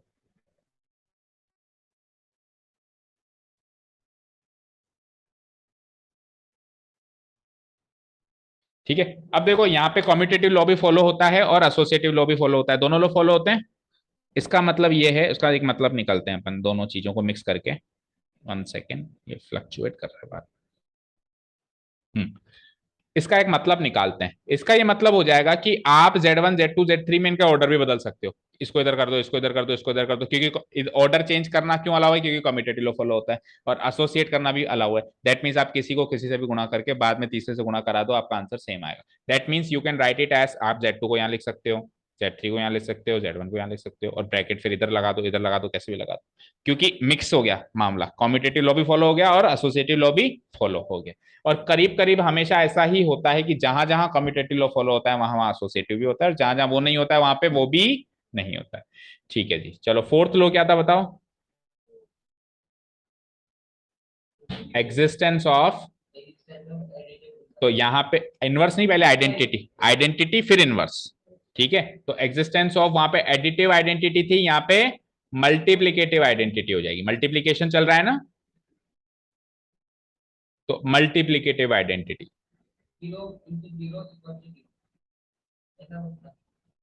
अभी बताते हैं, लिख लिए। तो पहले तो बात करते हैं एडिटिव आइडेंटिटी का मतलब क्या था।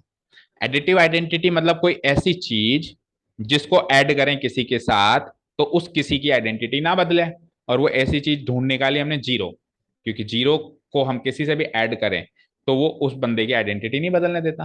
तो मल्टीप्लीकेटिव आइडेंटिटी को भी उसी फॉर्म में सीखो, एक ऐसी चीज जिसको किसी भी नंबर से मल्टीप्लाई करो, उधर ऐड करते थे इधर मल्टीप्लाई करें। तो सोच के बता शिवम, दुनिया में क्या ऐसी कोई ऐसी चीज है क्या जिसको किसी के साथ मल्टीप्लाई करें तो सामने वाला ऐसा का ऐसा ही रहे, वो उसकी आइडेंटिटी चेंज ना हो।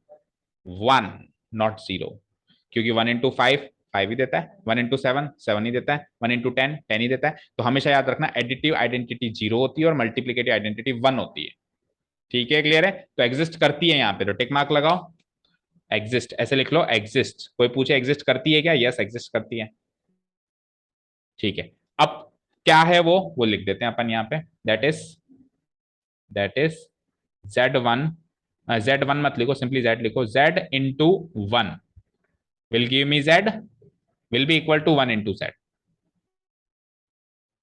ठीक है, Z into one will give me Z और will be equal to one. Commutative form में फॉलो होना चाहिए, वो इधर से इधर भी होना चाहिए और इधर से इधर भी। तो आइडेंटिटी नहीं बदली ना, देखो Z अभी भी Z है, Z अभी भी Z है, तो वन क्या कहलाएगा, मल्टीप्लीकेटिव आइडेंटिटी कहलाएगा। क्या कहलाएगा, मल्टीप्लीकेटिव। तो मैं क्या लिख दूंगा, सो वन इज कॉल्ड, जो नंबर वन है, अब वन रियल नंबर भी है वन कॉम्प्लेक्स नंबर भी है, दोनों रूप दे सकते हैं अपन इसको, है ना। So one is called the multiplicative identity, multiplicative identity of any complex number Z, of any complex number Z।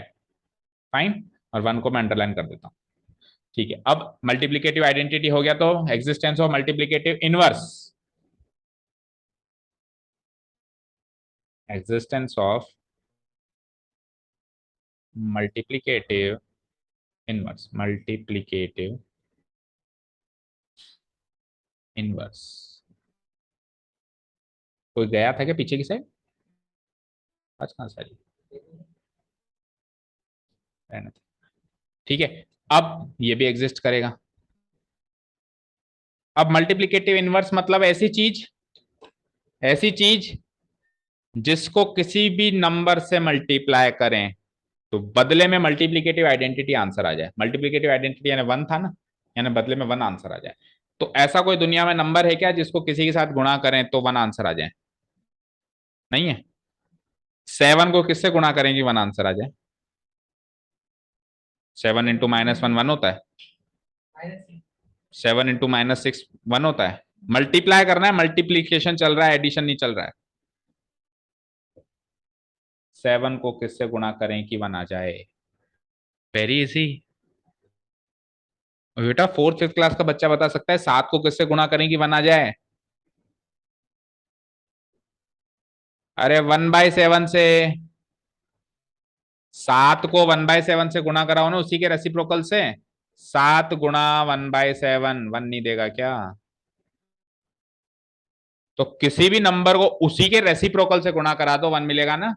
Ten को किससे गुणा कराऊंगी वन आ जाए, वन बाई टेन से। थ्री को किससे गुणा कराऊंगी वन वन मिल जाए, वन बाई थ्री से। माइनस सेवन को किससे कराऊं, माइनस वन बाई सेवन से। उल्टा कर दो, रेसिप्रोकल कर दो। थ्री का मतलब क्या होता है, थ्री बाई वन, उसका रेसिप्रोकल वन बाई थ्री। तो हर एक नंबर का उसी का रेसिप्रोकल उसकी मल्टीप्लीकेटिव इनवर्स कहलाता है। तो आपके क्वेश्चन एग्जांपल्स हैं, अभी बताता हूं एनसीईआरटी में, फाइंड द मल्टीप्लीकेटिव इनवर्स। बच्चे सोचते हैं पता नहीं क्या ही पूछ लिया है, तो रेसिप्रोकल पूछ रहा है मात्र आपसे, आपसे रेसिप्रोकल पूछ रहा है। मैंने पूछा ना कि टेन का मल्टीप्लीकेटिव इनवर्स बताओ, आपको सर पढ़ा ही नहीं आज तक। मैंने कहा रेसिप्रोकल बताओ, वन बाई टेन। तो वही तो है, वही तो है, multiplicative inverse is nothing but the reciprocal. And believe me fourth class में भी बताया हुआ है। रेसिप्रोकल के रेसिप्रोकल तो बाद में नाम दिया हुआ है, पहला जो स्टैंडर्ड मैथमेटिकल नाम है वो मल्टीप्लीकेटिव इनवर्स है, फिर बाद में वो बड़ा हो जाता है ना तो उसका नाम रख दिया गया क्या, रेसिप्रोकल। ठीक है, तो लिखिए दैट इज किसी z नाम के नंबर को 1/z से मल्टीप्लाई कराएं तो 1 मिलेगा, और उल्टे तरीके से भी करा सकते हो कि 1/z को z से मल्टीप्लाई कराते हैं। तो यानी कि यहाँ पे 1/z जो हो गया वो z का क्या हो गया, 1/z जो हो गया वो z का क्या हो गया, मल्टीप्लीकेटिव इनवर्स हो गया। ये जो 1/z है ना, ये जो 1/z है ना, ये 1/z z का मल्टीप्लीकेटिव इनवर्स कहलाएगा। यहाँ पे जो ये 1 था ना 1, यहाँ पे जो ये 1 था ना 1, ये 1 और ये 1, ये z का मल्टीप्लीकेटिव आइडेंटिटी कहलाता था। और यहाँ पे जो ये 1/z है ना, 1/z 1/z, ये z का क्या कहलाएगा, मल्टीप्लीकेटिव इनवर्स। अच्छा, 1 तो हर एक कॉम्प्लेक्स नंबर की मल्टीप्लीकेटिव आइडेंटिटी है, कोई भी हो कोई भी हो, लेकिन यहाँ पे 1/z हर एक का नहीं है। 1/z z पे डिपेंड, मतलब z ही आना चाहिए कुल मिला के, यहाँ पे जो नंबर है वो इसका नीचे आना चाहिए। 3 है तो 1/3 आना चाहिए, 10 है तो 1/10 ही आना चाहिए। Okay fine, so 1/z is called the, अच्छा जी, अब 1/z को क्या लिख सकते हो शॉर्ट में, देखो इधर और लगा देता हूं मैं, 1/z, और 1/z को लिखा जाता है z की पावर -1। तो यहीं से इस चीज की उत्पत्ति हुई, -1 का मतलब होता है इनवर्स। जैसे साइन इनवर्स अभी सीखेंगे अपन, ट्रिग्नोमेट्रिक फंक्शन, साइन एक्स होता है ना, तो वैसे साइन इनवर्स एक्स भी होता है। तो इस -1 की पावर ऊपर लगी हुई होती है ना, इसका मतलब होता है inverse.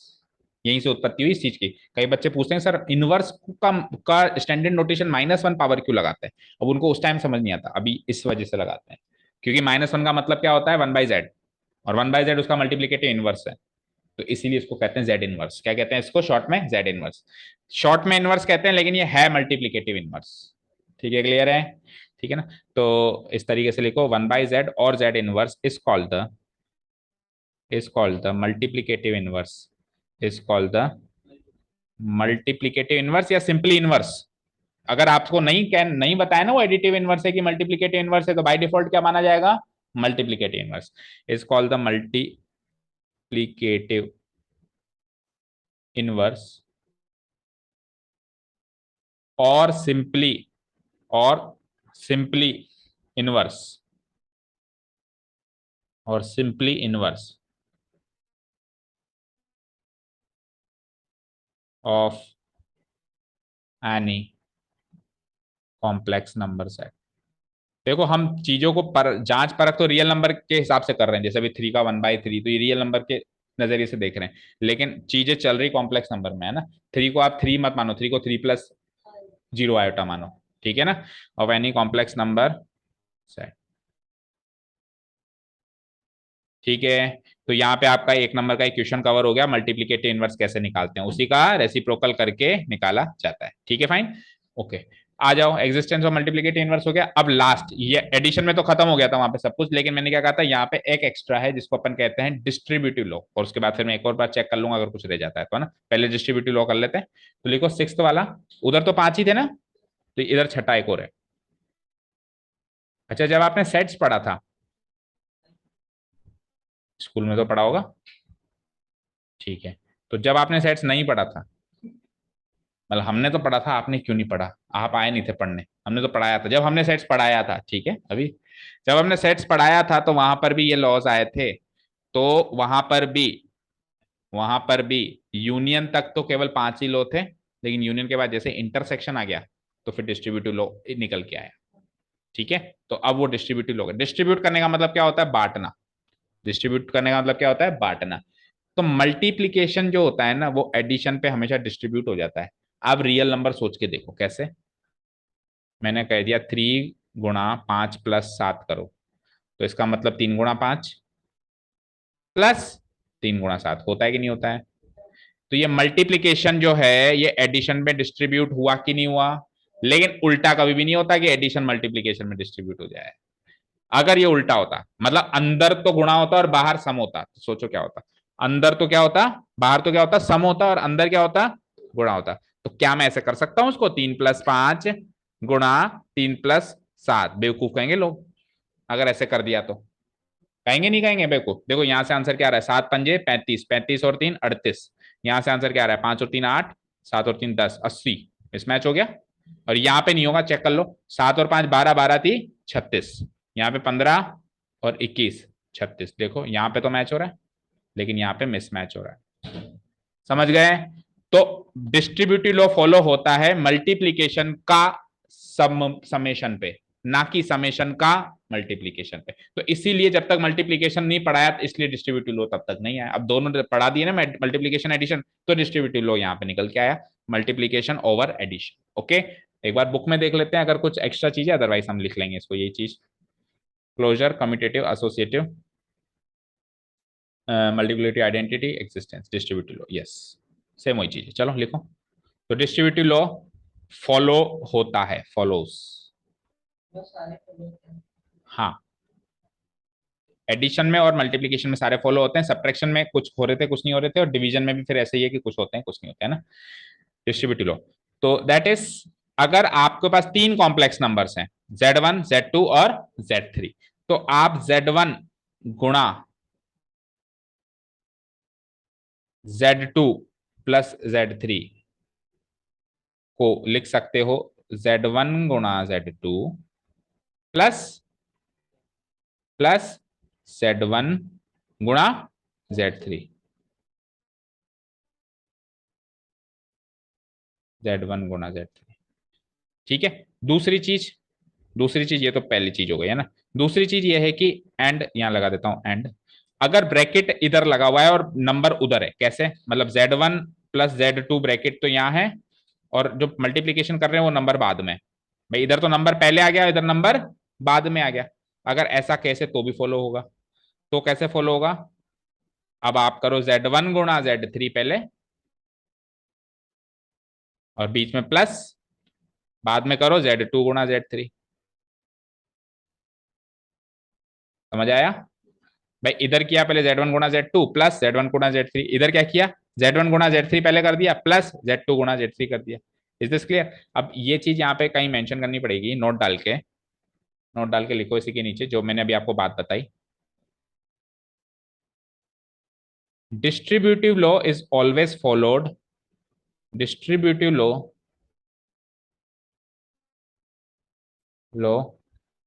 Is always followed followed by multiplication over addition, by multiplication over addition, multiplication over addition. और नहीं कब होता है वो भी लिखो साफ साफ, एडिशन ओवर मल्टीप्लीकेशन नहीं होगा ना, multiplication over addition, and not addition over multiplication. कोई भी का एडिशन ओवर मल्टीप्लीकेशन डिस्ट्रीब्यूशन कर दें तो नहीं, नहीं कर सकते, addition over multiplication. Is this clear. Multiplication over addition तो फॉलो होगा, एडिशन ओवर मल्टीप्लीकेशन फॉलो नहीं होगा। नॉट पे भी अंडरलाइन करो। ठीक है, समझ आया। ठीक है, इन दो लॉस को हम पैक कर देते हैं ब्रैकेट में। हाँ, डिवीजन ही करेंगे, फिर बाकी कल करेंगे। 1 घंटा हो गया, लेकिन क्लास चालू करे नहीं हुआ, आधा घंटा ही नहीं हुआ, नहीं हुआ, आधा घंटा हुआ है। बताओ अनुष्का, कैसे पता चला आधा घंटा हुआ है। मुझे मुझे तो एग्जैक्ट पता है आधा घंटा हुआ है, अभी जस्ट मतलब एक 10 सेकंड पहले आधा घंटा कंप्लीट हुआ है, जूम ने बता दिया मुझे। देखो, 40 मिनट की मीटिंग होती है तो 9.5 मिनट ही बचे हैं, यानी 30 सेकंड पहले आधा घंटा हुआ है। ओके चलो, आ जाओ। अब ये हो गया हमारा मल्टीप्लीकेशन खत्म, आ जाओ सीधे नहीं, डिवीजन से पहले मैंने क्या कहा था कि डिवीजन तो तभी समझ आएगा जब कॉन्जुगेट क्या होता है ये समझ में आ जाएगा ना। तो डिवीजन स्टार्ट करने से पहले यहीं पे डालो छोटा सा topic, conjugate, conjugate of a complex number, conjugate of a complex number.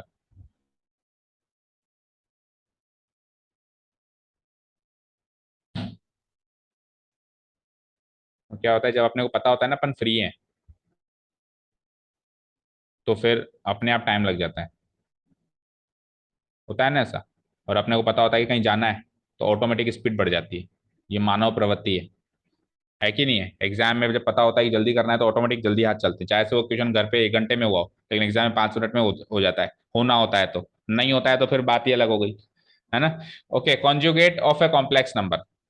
तो कॉन्जुगेट का मतलब समझते हैं। कॉन्जुगेट का सिंपल सा मीनिंग होता है, अगर मेरे पास एक ए प्लस आई बी टाइप का एक कॉम्प्लेक्स नंबर है, तो इसका कॉन्जुगेट बन जाएगा, रियल को तो छेड़ो ही मत, रियल को तो छेड़ो ही मत, और इमेजिनरी का साइन अपोजिट कर दो, इमेजिनरी का साइन अपोजिट कर, प्लस है तो माइनस कर दो, माइनस है तो A minus I B type का number A plus I B type के नंबर का कॉन्जुगेट होगा, and vice versa, A plus I B type का number A minus I B type के नंबर का कॉन्जुगेट, ये इसका कॉन्जुगेट और ये इसका कॉन्जुगेट।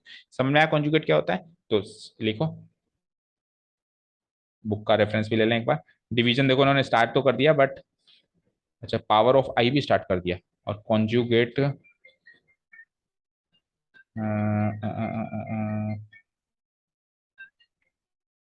1 सेकेंड, कॉन्जुगेट के बारे में एक बार बताओ।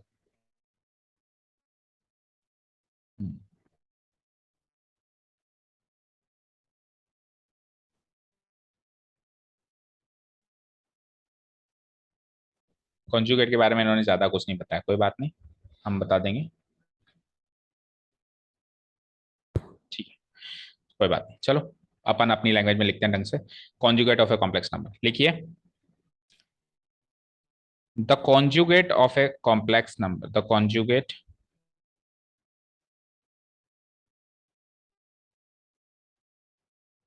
The conjugate of a complex number z equal to A plus I B is a complex number, इसका कॉन्जुगेट भी एक कॉम्प्लेक्स नंबर है, is a complex number, complex number A minus I B, A minus I B, इसका जो conjugate होगा वो भी एक कॉम्प्लेक्स नंबर होगा, A minus I B, and it is denoted by, and is denoted by, उसको denote कैसे करते हैं, उसके ऊपर बार लगा देते हैं, क्या लगा देते हैं, and is denoted bye Z bar, and is denoted bye Z bar, that is if if z equal to if z equal to a plus ib, if z equal to a plus ib, then then z bar या z conjugate will be equal to a plus ib का conjugate will be equal to a minus ib। समझ आया? करो उसको bracket में pack, ये हो गया हमारा कॉन्जुगेट। अब कॉन्जुगेट आ गया तो डिवीजन भी समझ में आ जाएगा। बोलो कॉन्जुगेट समझ में आया? क्या होता है कॉन्जुगेट, बोलो, बोलो शिवम, क्या होता है कॉन्जुगेट?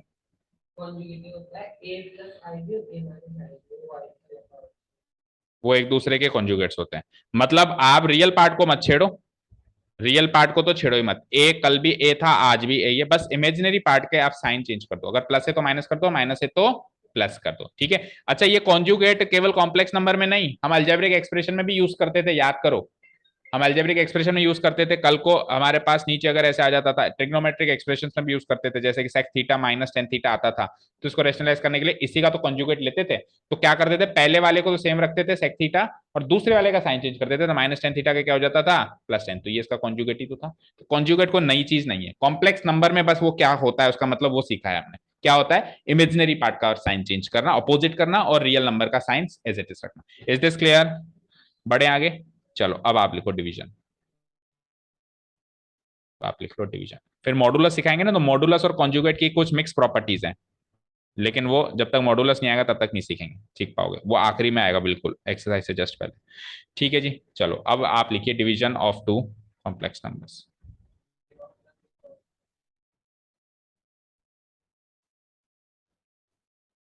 कहाँ से, यहाँ से?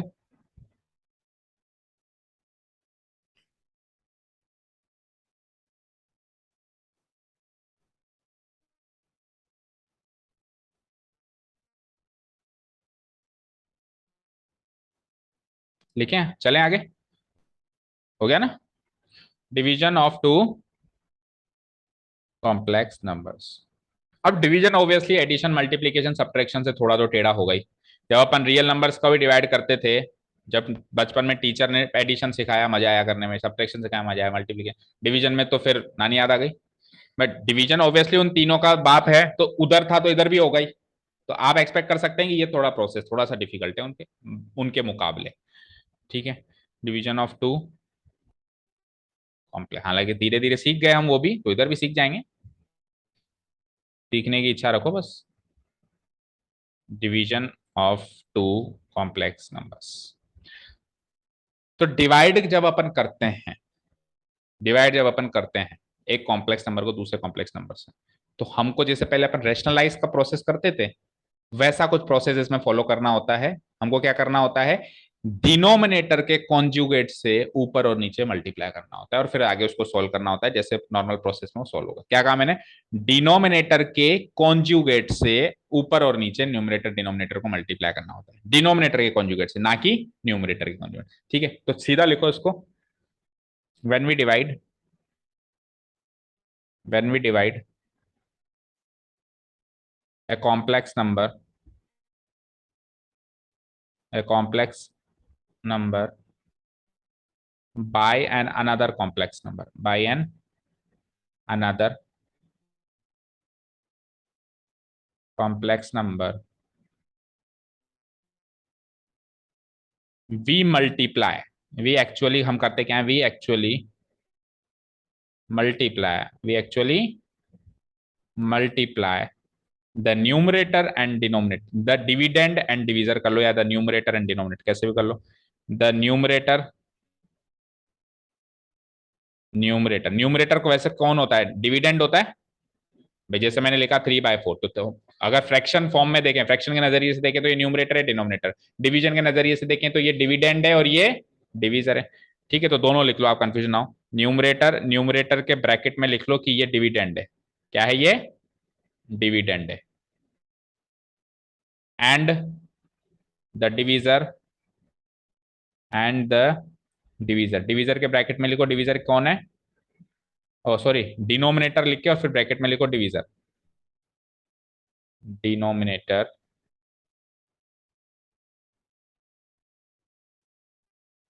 और ब्रैकेट में लिखो ये कौन है, डिवीजर। तो न्यूमरेटर और डिनोमिनेटर दोनों को किससे मल्टीप्लाई करेंगे, बाय द कॉन्जुगेट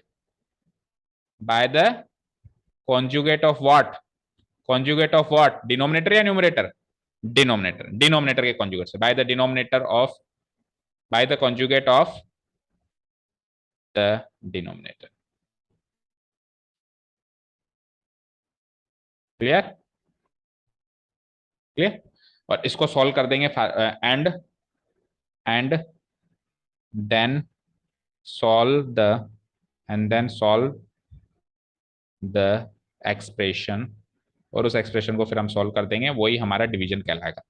अकॉर्डिंगली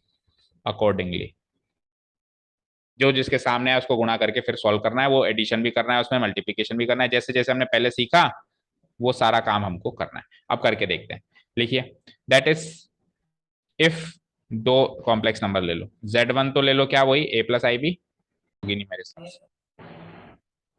साथ के साथ ही किया करो, क्या डबल मेहनत करते हो, and Z2 equal to C+ID। ठीक है, लिख लिया। अगर ये दो मेरे पास कॉम्प्लेक्स नंबर्स हैं तो इनका डिवीजन करना है हमको, है ना। देन अब ध्यान से देखना डिवीजन कैसे कर रहा हूं मैं, देन Z1/Z2 करना है मुझे, क्या करना है, तो प्रैक्टिकली कहें तो A+IB डिवाइडेड बाय C+ID करना है। बोलो प्रैक्टिकली कहें तो क्या करना है, A+IB डिवाइडेड बाय C+ID, ये करना है आपको। इसको करेंगे कैसे, इसको हम ऐसे करेंगे कि A+IB को भी और C+ID को भी, दोनों को किससे मल्टीप्लाई कराएंगे बताओ, डिनोमिनेटर के कॉन्जुगेट से। दोनों को किससे मल्टीप्लाई कराएंगे बोलो, डिनोमिनेटर कौन है, C+ID, और C+ID का कॉन्जुगेट निकाल सकते C-ID, yes very good, C-ID से नीचे भी और C-ID से, और करीब करीब यही प्रोसेस रैशनलाइजेशन का भी होता था। रैशनलाइजेशन में भी अपन ऐसे रैशनलाइज करते थे चीजों को। चलो अब क्या करें सर, अब तो मल्टीप्लीकेशन करना नहीं आता क्या आपको? न्यूमरेटर में अलग मल्टीप्लाई करो और डिनोमिनेटर में अलग मल्टीप्लाई करो, यानी सबको सबसे। तो ए इंटू सी, ए सी, बोलो A into minus I B, minus I D, minus I A D, सही है। फिर I B into C plus का आई बी सी, ठीक है। और प्लस आई B into minus, plus minus minus होता है, आई इंटू आई आई स्क्वायर होता है, और B into D B D होता है। सारी बातें समझ में आई? बोलो सारी बातें समझ में आई?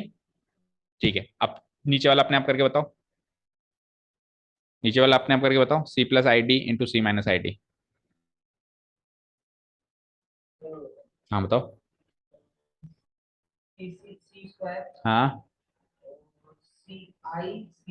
देखो एक मिनट बताओ मुझे क्या क्या बताया आपने। एक तो सी स्क्वायर बताया, आगे प्लस बताऊं या प्लस लगाऊं या माइनस, वो भी बताओ।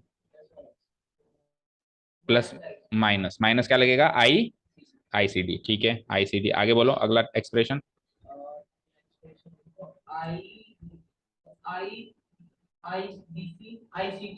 प्लस या माइनस? इसको इससे करा रहे हो ना, माइनस क्यों लगेगा? माइनस क्यों लगेगा? ये भी प्लस ये भी प्लस, प्लस आई सी डी। और लास्ट में प्लस माइनस माइनस आई स्क्वायर डी स्क्वायर, डी भी तो डी से हो रहा है। तो अब देखो यहाँ पे, इधर देखो, ये दोनों तो कट गए, तो इसको सीधे ही करो ना, ए प्लस बी इंटू ए माइनस बी, ए स्क्वायर माइनस बी स्क्वायर होता है, होता है। तो सीधे वो लगाओ ना, ए स्क्वायर यानी कि सी स्क्वायर, ए स्क्वायर यानी कि सी स्क्वायर, बी स्क्वायर यानी कि आई डी का स्क्वायर, ए स्क्वायर माइनस बी स्क्वायर, सीधे लगाओ ना, ए प्लस बी इंटू ए माइनस बी, ठीक है ना। मैंने जानबूझ के करवाया तेरे से भाई, एक बार तू कर और उसके बाद फिर तू तू खुद देख कि तू कितनी बड़ी बेवकूफी कर रहा है, तो याद रहेगा तेरे को आगे के लिए। चलो अब देखो मुझे एक चीज बताओ, इसको फर्दर सॉल्व करते हैं। एसी को मैंने एसी रख दिया, नो चेंज।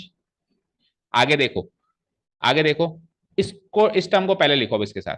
मुझे बताओ आई स्क्वायर की वैल्यू क्या होती है? -1, बताया आपको, सिखाया मैंने। और इसके आगे एक माइनस और लगा हुआ है, तो ये +1 हो गई। तो +1 into B D plus B D हो गया।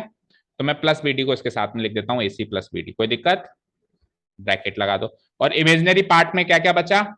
ये वाला पार्ट बचा और ये वाला पार्ट बचा। पहले प्लस वाला पार्ट लिख दूं और फिर माइनस वाला पार्ट। तो आई को मैं कॉमन ले लूं तो क्या हो जाएगा? प्लस आई कॉमन लेते क्या आ जाएगा? B C minus A D. समझ आया? अब डिनोमिनेटर बताओ जरा।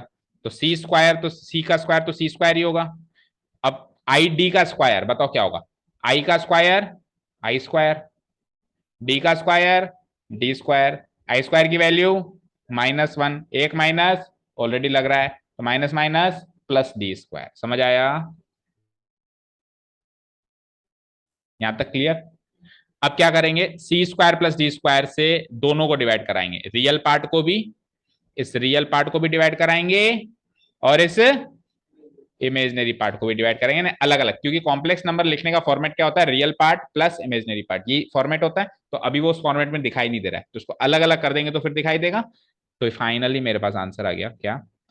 ए सी plus B D divided by C square plus D square. ये तो बन गया क्या? Real part plus I multiplied by B C minus A D divided by वही C square plus D square.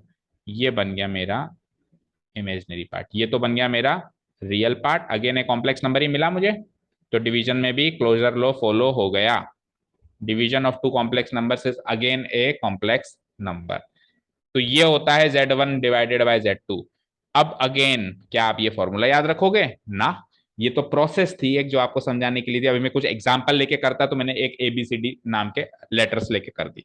Actually exam में तो आपको ये कि यही प्रोसेस कॉन्जुगेट से मल्टीप्लाई करने की प्रोसेस फॉलो करनी है, सबको सबसे गुणा करना है और फाइनली एक आंसर लाना है। ये फॉर्मूला याद नहीं करना, ठीक है? ठीक है, क्लियर है?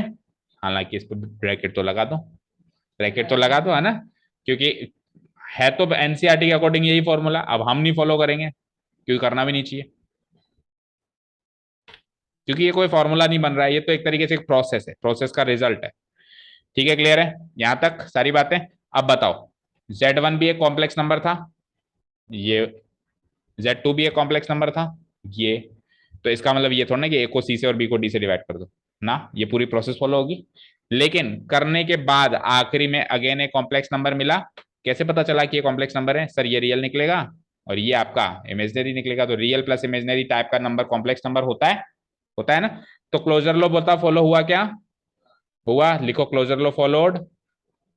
बस वो दो तीन लो फॉलो होंगे जो सब्ट्रैक्शन में हुए थे, बाकी सारे नहीं होंगे ना। तो उसको टेंशन हो गई। प्रॉपर्टीज या लॉस। क्लोजर लो तो फॉलो हो रहा है क्योंकि Z1/Z2 अगेन Z3 दे रहा है ना, ठीक है। तो क्लोजर लो फॉलोड, और क्लोजर लो तो सब में फॉलो हुआ है, चारों में। क्लोजर लो, लिखो फॉलोड, क्लोजर लो फॉलोड। क्यों फॉलोड? क्यों फॉलोड? बिकॉज Z1/Z2 हमको एक कॉम्प्लेक्स नंबर Z3 निकाल के दे रहा है। तो division of two complex number is again a complex number, इसलिए क्लोजर लो फॉलो हो गया। Second, commutative law not followed. अभी बताऊंगा क्यों। 4 को 2 से भाग दो, क्या बचेगा? 4/2, और 2/4 उल्टा करके देखें तो वो भी 2 ही बचेगा क्या? वो तो 1/2 बचेगा। तो एक तरफ से आंसर 2 आ रहा है और एक तरफ से आंसर 1/2 आ रहा है, आ रहा है। तो कॉम्यूटेटिव लॉ नॉट फॉलोड। तो एग्जैक्टली सब्ट्रैक्शन की तरह चल रहा है। क्लोजर लॉ तो फॉलो हो रहा है और कम्यूटेटिव एसोसिएटिव नॉट फॉलोड हो रहा है ना, सेम टू सेम वैसे ही चल रहा है। दैट इज, अगर मैं Z1/Z2 करूं तो that will not be equal to Z2/Z1, समझे। Z1 को Z2 से डिवाइड करना और Z2 को Z1 से डिवाइड करना दो अलग अलग बातें हैं, फॉलो नहीं हो रहा है, ठीक है। Associative law,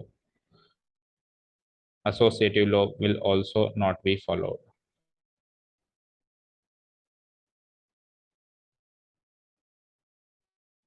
not followed. इसके आगे क्रॉस लगा देता हूँ, नॉट फॉलोड, और ये भी नॉट फॉलोड। अब एसोसिएशन कैसे करके देखोगे? एसोसिएशन करने का मतलब है, तीन कॉम्प्लेक्स नंबर है मेरे पास, Z1 Z2 Z3। Z1 को पहले Z2 से डिवाइड कर दिया, जो आंसर आया उसको Z3 से डिवाइड कर दिया, एक केस तो ये। दूसरे केस में पहले Z2 को Z3 से डिवाइड कर दिया और जो आंसर आया Z1 को उस आंसर से डिवाइड कर दिया, तो ये दोनों आंसर सेम नहीं होंगे, यानी एसोसिएटिव लॉ फॉलो नहीं होगा। कैसे लिखेंगे हम इसको? भाई Z1 को Z2 से डिवाइड कराओ, करा दिया, जो आंसर आया उसको Z3 से डिवाइड कराओ। ये इक्वल नहीं होगा, ये इक्वल नहीं होगा Z1/Z2/Z3। समझ आया? ये दोनों केसेस इक्वल नहीं होंगे। Z1 को Z2 से डिवाइड करा के Z3 से डिवाइड करा रहे हो, और इधर Z2 को Z3 से डिवाइड करा के Z1 को इसके आंसर से डिवाइड करा रहे हो, तो ये दोनों केसेस इक्वल नहीं होंगे, तो associative law also not follow. That is it. और बाकी दो तीन लॉस जो बच गए वो केवल उसी में फॉलो होते हैं, तो उसके बारे में नहीं लिखा जाता। बस इतना ही है, लेकिन जब सॉल्व करेंगे तो बहुत कुछ है इसमें। तू भी बोल ले, आजा।